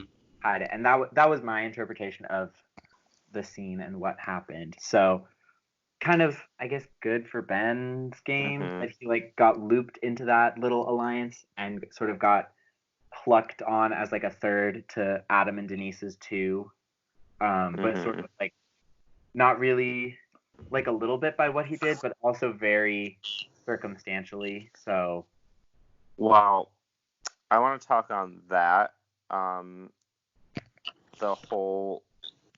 The fact that Adam gets brought in as a factor. I mean, obviously, I figured he'd be brought in as a factor considering he's the new Malcolm. He's somehow the new Malcolm because he's just so fit and powerful, and his man bun is just filled with so many secrets.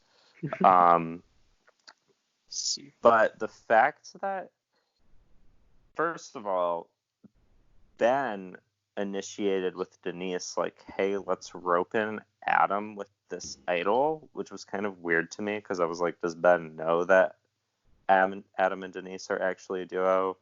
Is Ben like trying to play dumb? Does Ben think that he's Denise's number one? Is Ben just that stupid? So then Denise obviously gets Adam, but then Denise wants to tell Parvati, which, again, like some of these other topics, me, Gage, and Isaac talked about this a little bit yesterday. I had to side with Adam on this point and say that would have been very risky of Denise to do that. And like I said before, not on this podcast, but with Gage and Isaac, I saw some of the merit in her thought process. I think that is something that would work well on a newbie season where you're looking to like network with people that you're like, oh, I just don't have a connection with you yet.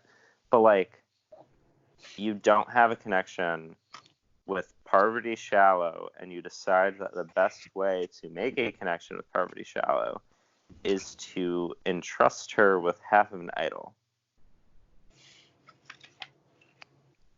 That don't make no sense. That don't make no sense, love. I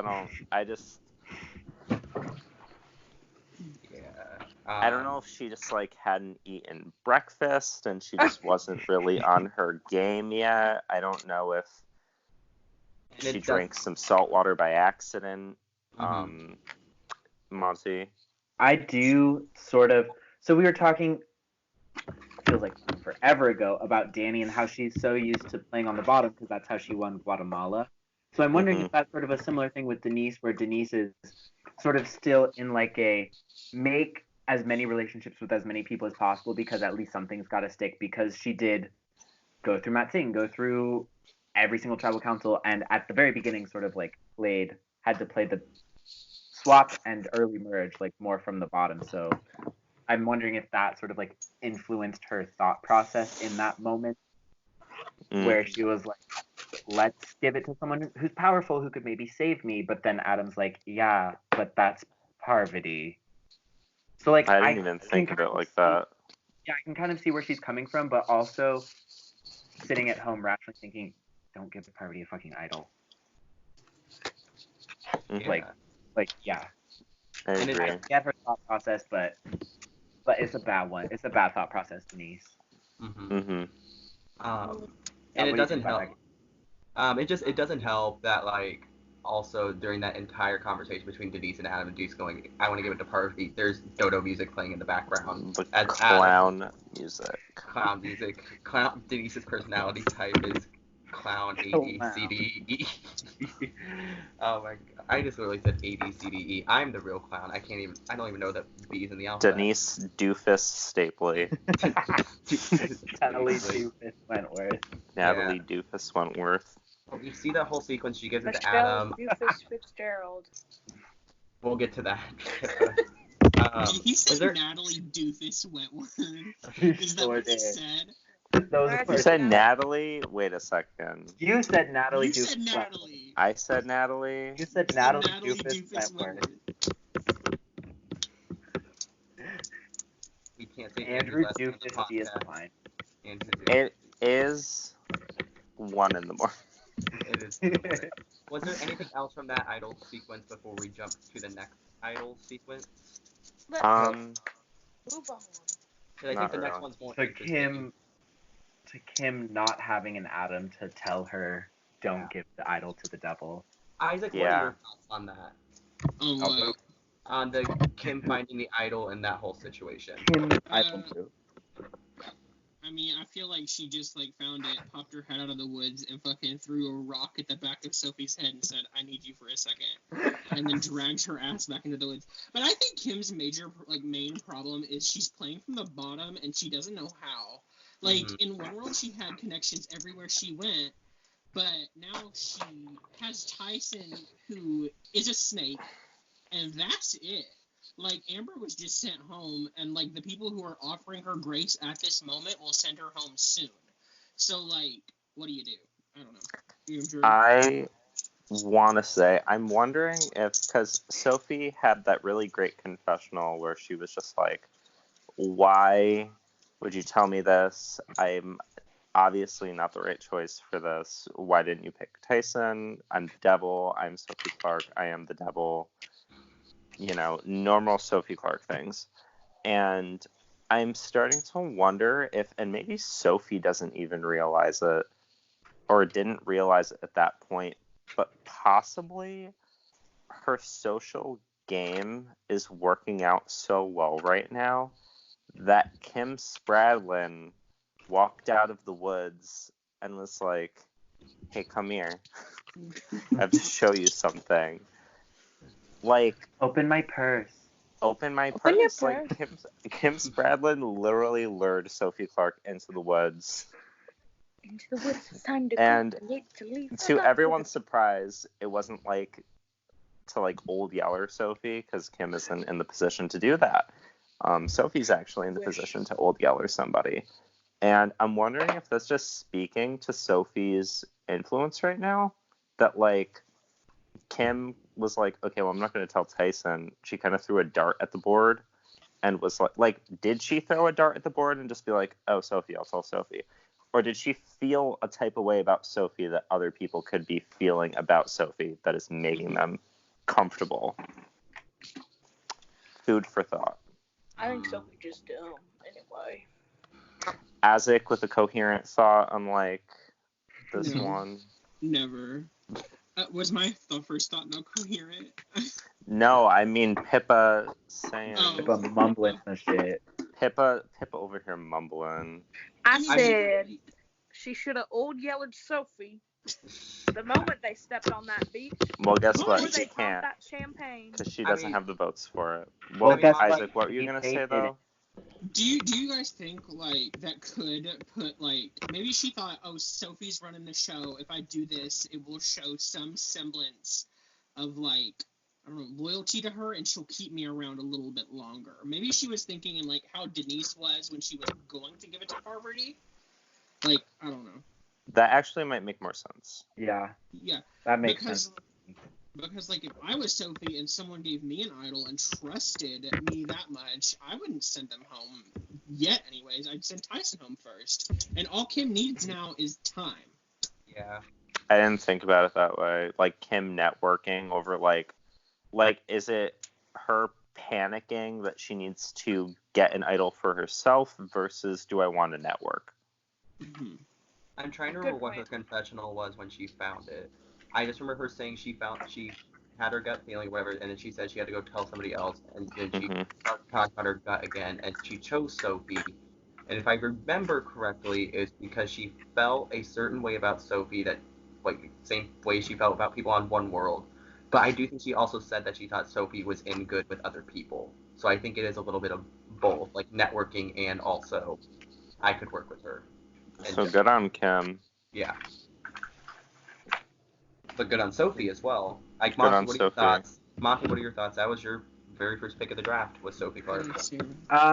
I think that this goes into the Sophie winner edit that I'm forming in my head that is like not totally accurate, but like I'm convincing myself the delusion.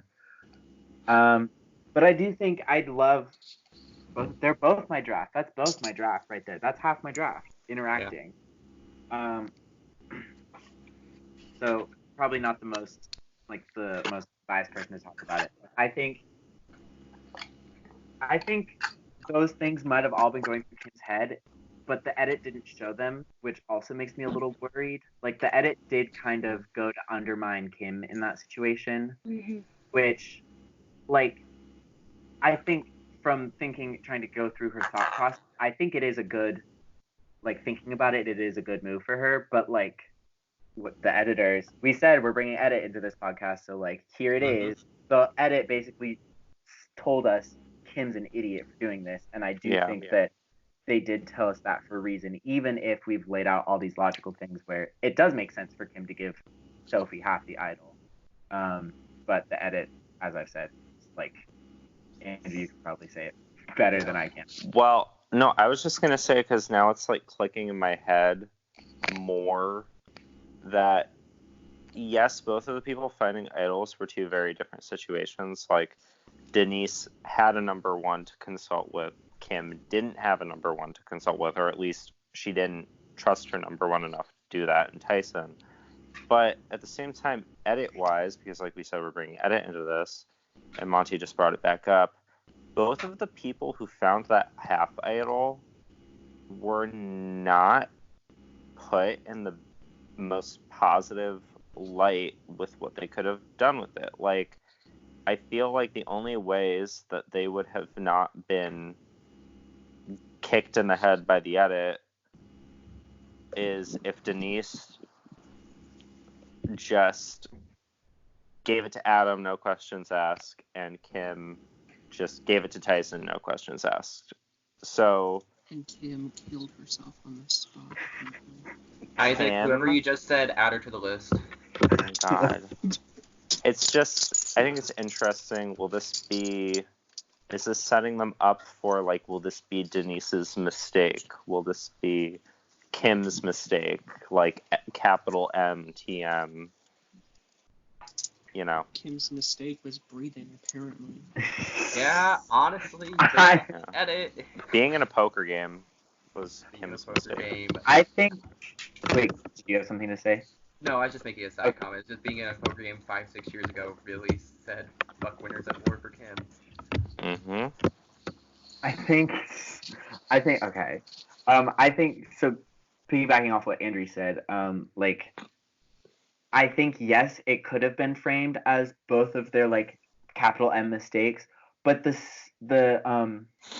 things were also framed like the idol finds were back to back, right? Like, it was like Denise found the idol and then immediately Kim found the idol.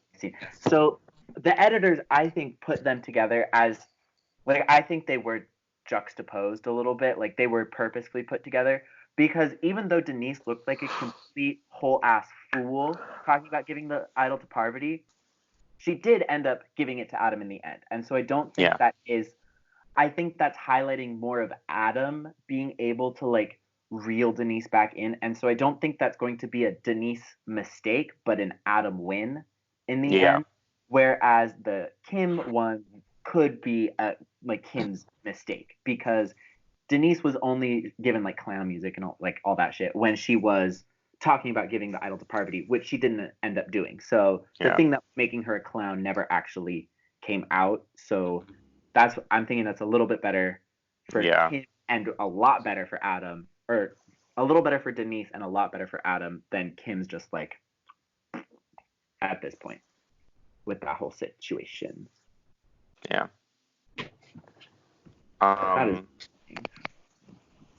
Speaking of if we were okay with moving on, because speaking of Adam, and also speaking of kind of that like capital M mistake, I've been grappling in my head all day about was this Adam's mistake last night? Because it felt like Adam kind of had, whether everyone on the tribe knew it or not, it was kind of Adam's say on what happened tonight. Danny getting voted out. Okay. It felt like the way things fell into place, it kind of fell on Adam's final word, because I think it ended up being the Adam, Jeremy, and Michelle, Purple Michelle. I'm gonna save those frustrations for later. But the three of them had a very, I think, crucial conversation, and also the fact that Adam was the one that was given the confessional, like walking into tribal council, I think was important, because it was kind of showing Adam's, like, that's usually pretty telltale, I think, when they're showing one person being like, I can vote out person A for these reasons, but also I could vote out person B for these reasons. That's very much like this was Adam making a decision, because Danny getting voted out was definitely kind of that get out the wild card and, you know, keep peace with the tribe vote out. Like, I think that was pretty obviously what it was. But I think that benefited the old school faction more than the new school faction, because A, they could have taken a shot at Parvati or Boston Rob, two of the biggest threats in the game right now. True. And B, I feel like Adam, Michelle, and Jeremy, if they really wanted to take control of their fates in this game, sans like a tribe swap or something, they wouldn't have gone with this easy wild card vote. And I honestly think it came down to they were worried about a swap and going into a swap splintered. Excuse me. But I don't know. What are your guys' thoughts on that? Gage or Isaac, whoever raised their hand first. Isaac, do you want me to go or would you like to go? You go.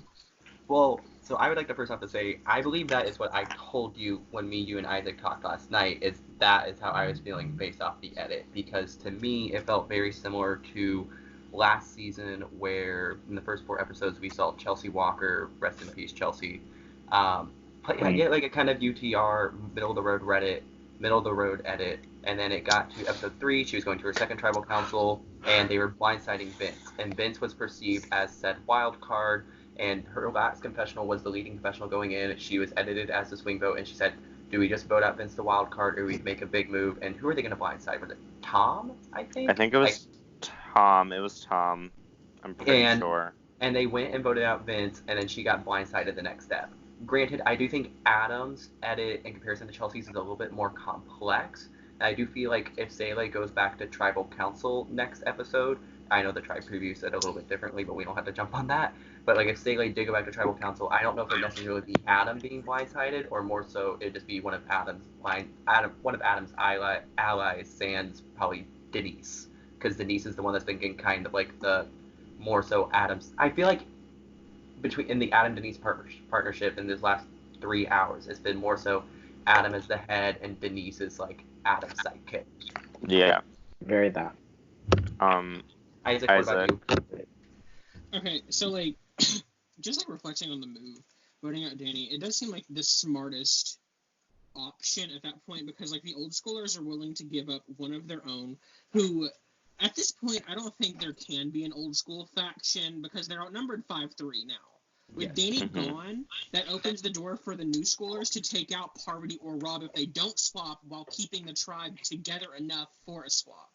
So, like, I do think either way they went, like, it was the best course of action to take Danny out now. Because, I don't know. Like, yeah. I do think Ethan, Parvati, and Rob are going to have, like, a semblance of loyalty to each other, but, like, numbers don't lie, and 3 can't do anything to 5. Like, unless they have, like, an idol. I do think... They don't. Yeah, go ahead. Oh, I was just going to say, and they don't. Well, I was just going to say, the numbers don't lie, but we don't know where Ben is as a number right now. I think that's really important. Could Ben side with old school because he is shown as kind of a vein of information to them right now? Could Jeremy and Michelle be seen as a duo, and like Denise and Adam were seen as a duo? Somehow they're pitted against each other. Like, what could go on here? Because, like, remember, Jeremy wrote down Adam's name. Michelle wrote down... no. Jeremy wrote down... I'm so tired. Jeremy wrote down Adam's name, and Michelle wrote down Denise's name that first tribal. So, like... I am unsure about that. Isaac, do you have thoughts on it? No, Gage does. I'm going to disagree with you on that, because the edit said, or what I thought, the edit said Ben, even though it's perceived that Ben is in the middle, I think the old school people of Parvati, Rob, Ethan, know that Ben is with the newbies. He knows that Ben is trying to form a newbie alliance, and they are trying to, because I don't think they necessarily wanted to vote out Danny unless they had to. I don't think it's a coincidence that, like, we had a live tribal and the entire time they were just scapegoating Ben. Whether that been for that tribal that night or for possibly another tribal if they don't think they are going to swap. So, like, I don't think that's the case. I think they know that Ben is not with them, and they're trying to get the other newbies to turn on Ben because he is perceived as, like, the outsider of that, what would be a core group, because I do think leading up to Tribal, we did see Jeremy and Michelle talking, and Adam comes up right next to them, and I feel like that is a very significant scene of like just those sitting next to each other, and like why would the edit pick that very scene? Because Michelle didn't get a confessional tonight. Jeremy only got one, maybe two confessionals, and one of them was just because he got the advantage from Extinction. Like, Adam was perceived as the swing vote, and I really do think it's going to be based upon Adam's.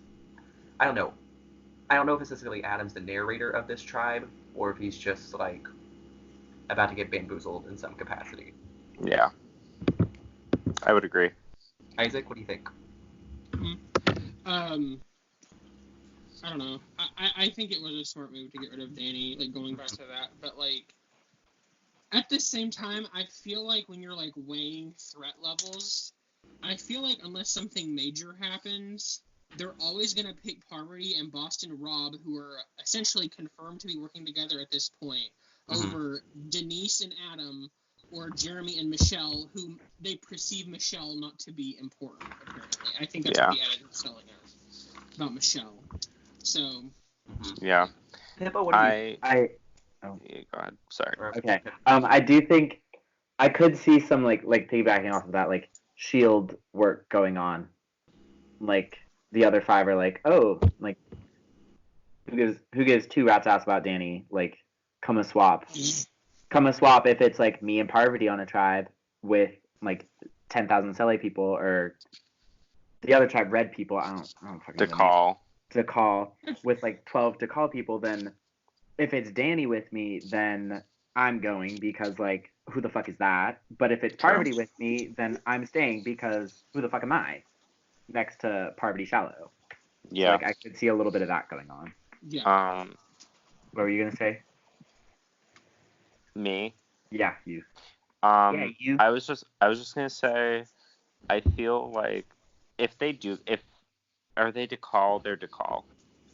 No, they're not. Blue is Sele. They're Sele. If Sele does go back to Tribal, I do think it's Rob or Parvati going home. That being said, I just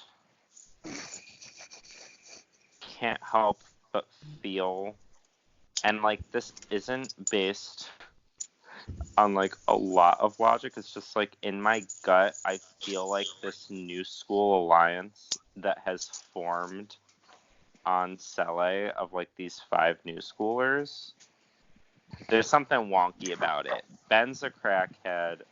Jeremy and Michelle have already written down Adam and Denise.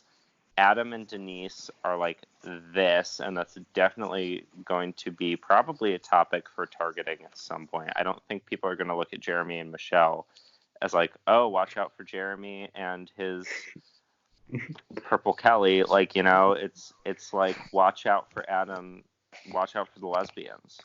You know? So that, I feel like once a swap happens, that 5 has no reason to stay together unless they're like put on a majority as a swap tribe, which I think is very unlikely.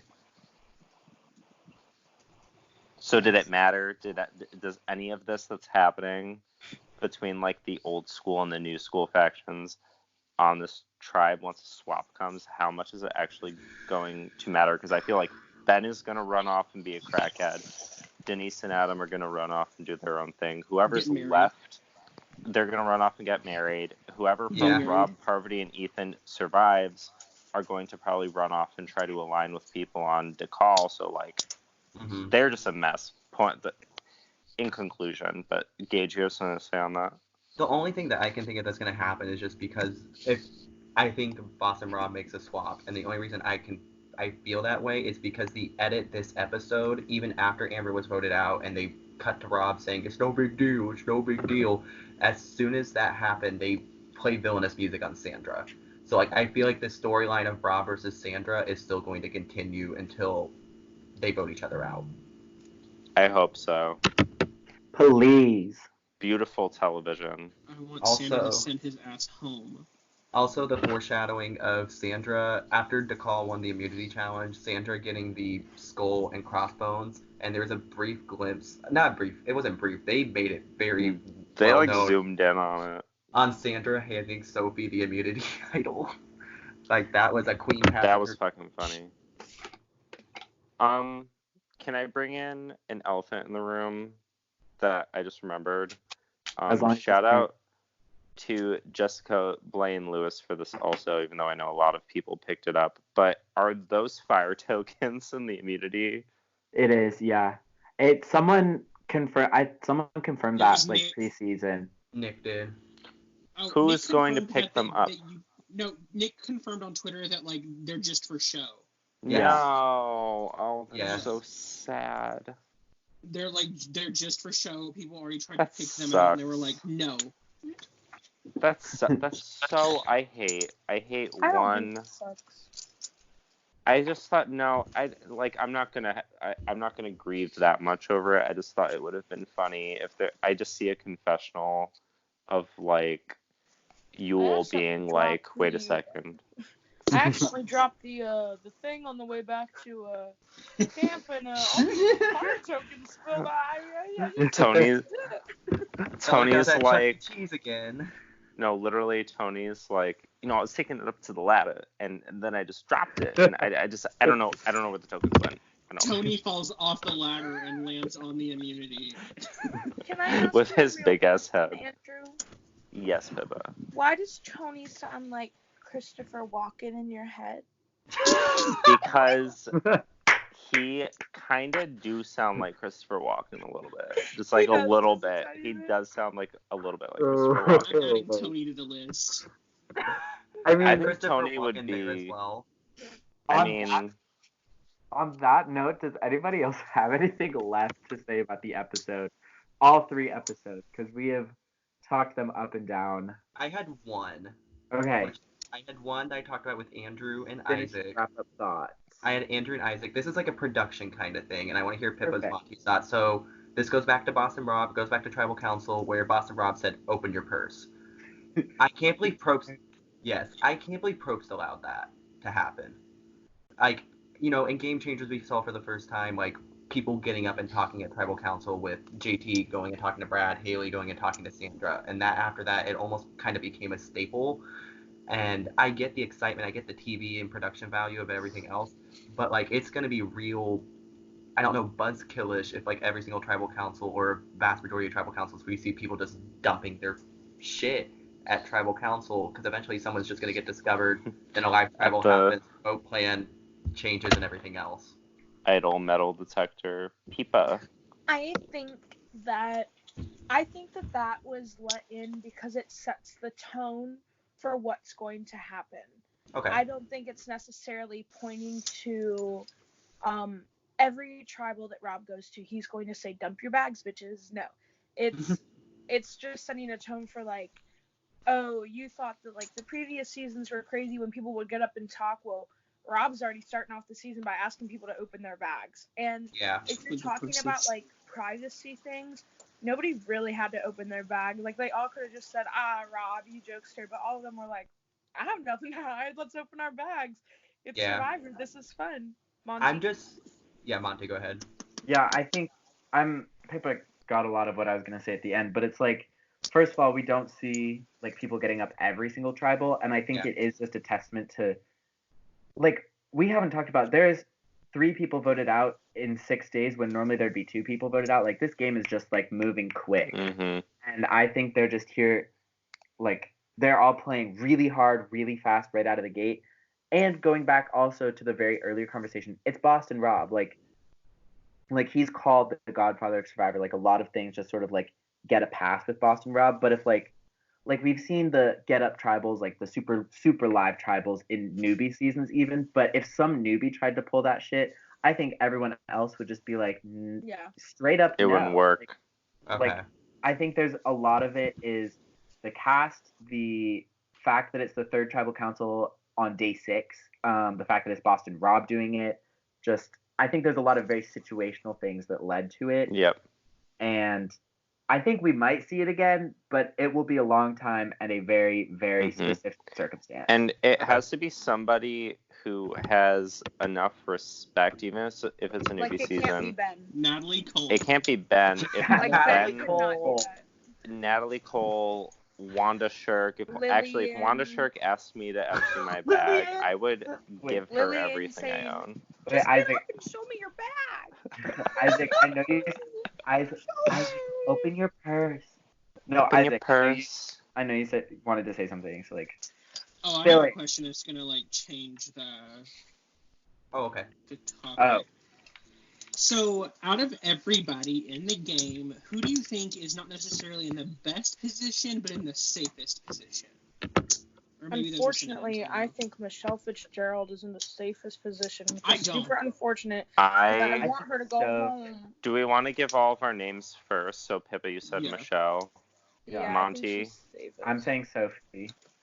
Gage, Do you care for? Are you saying both tribes together? Only give one name. just was anyone in the do too. game, I Anyone in the guess. game, period.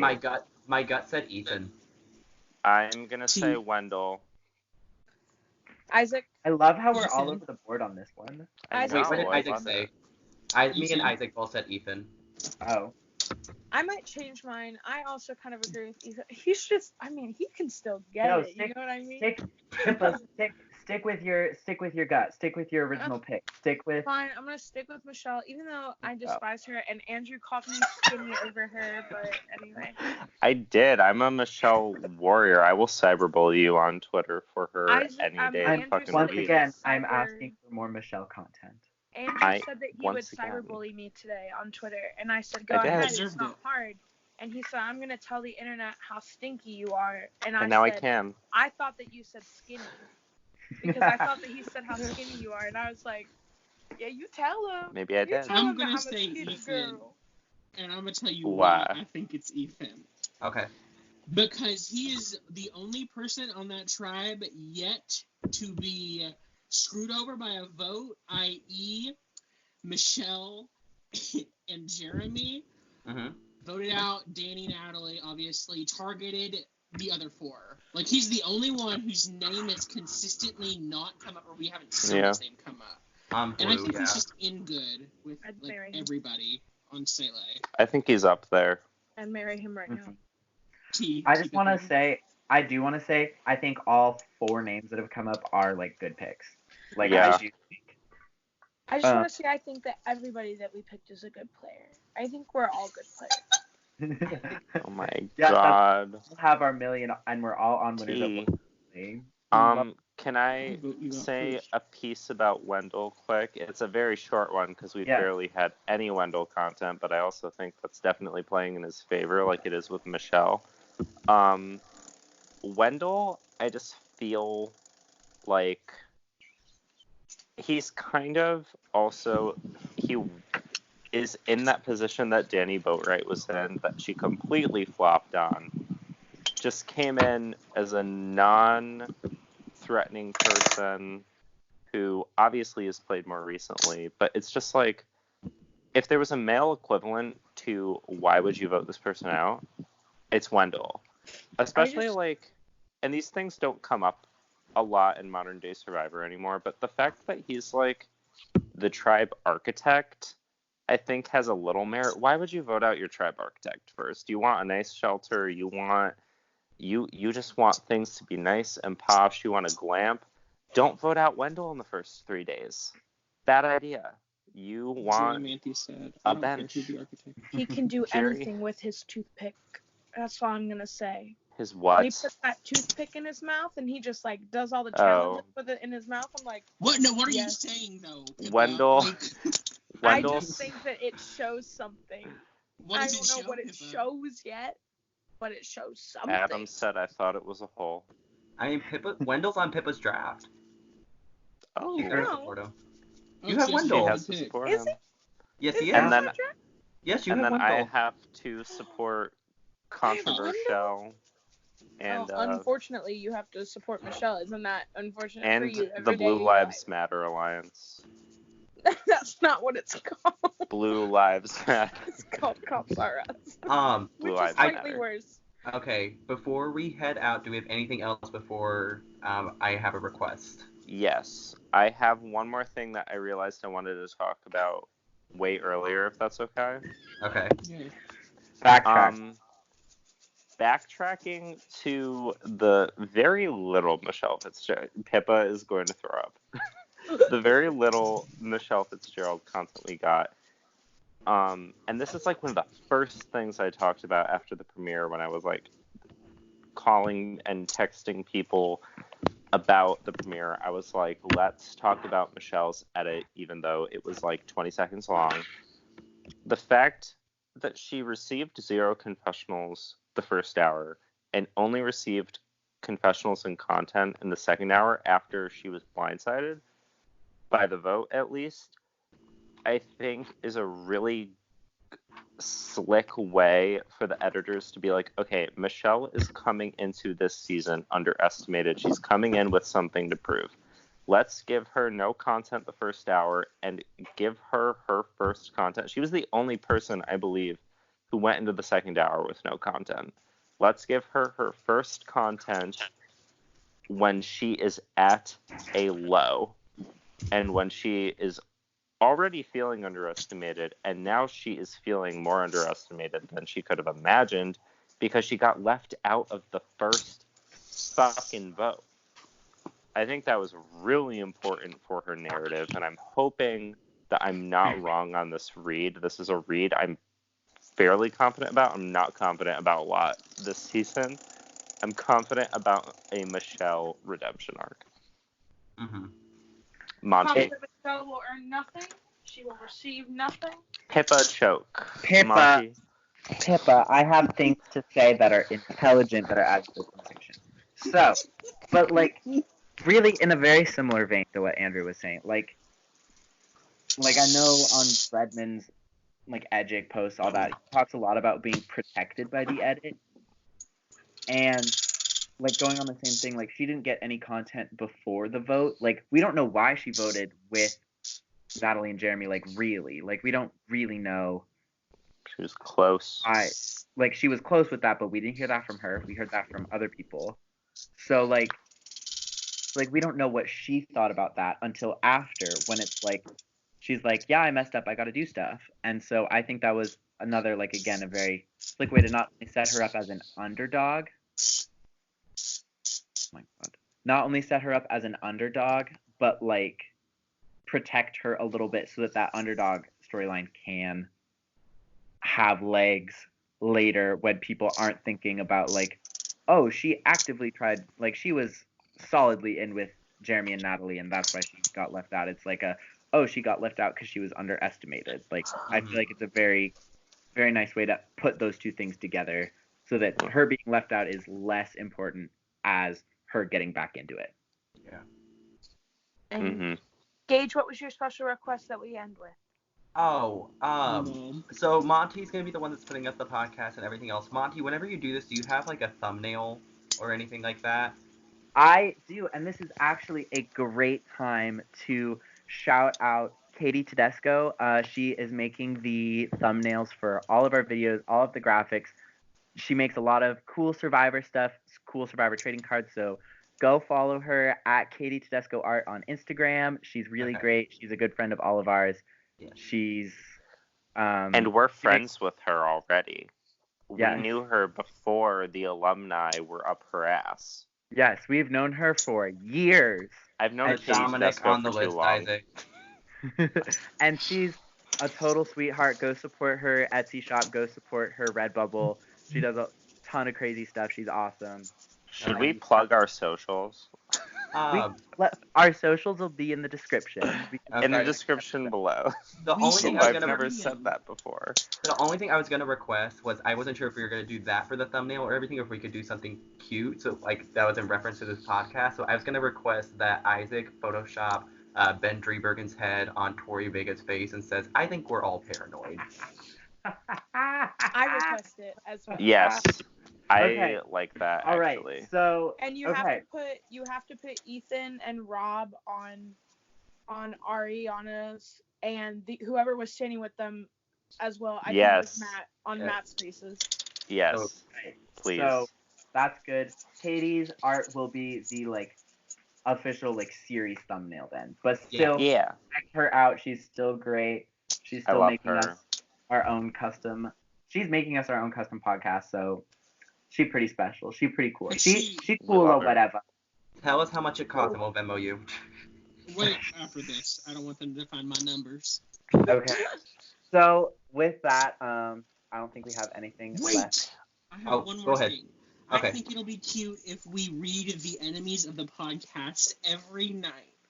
Yes, And we just I like make an Okay. ongoing list. So Okay. the enemies of the podcast right now include the Marianos, Yul Kwan, Adam and Denise, aka the lesbians, I love my Lex lesbian. Vandenberg or whatever, Ben Driebergen, the whole Kama tribe.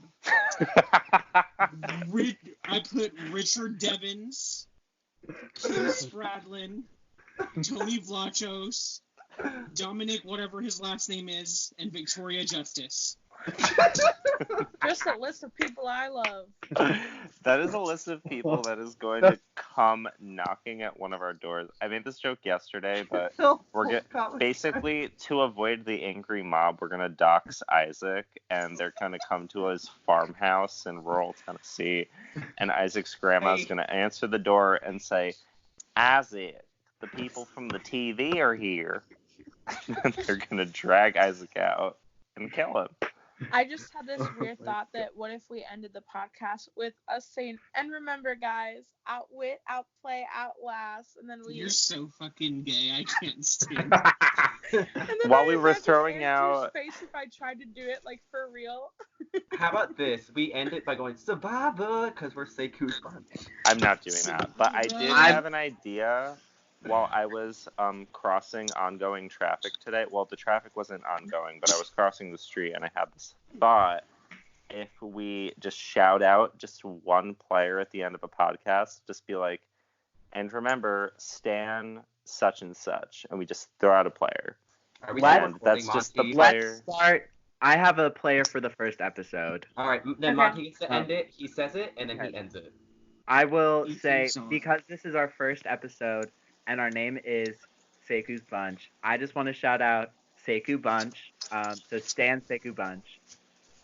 Stan Sekou Bunch? Stan Sekou Bunch. Dan Sekou Bunch. Stan Thank Sekou's you. bunch. Thank you so much for listening. We will be back next week for more Sekou's Bunch. Survivor!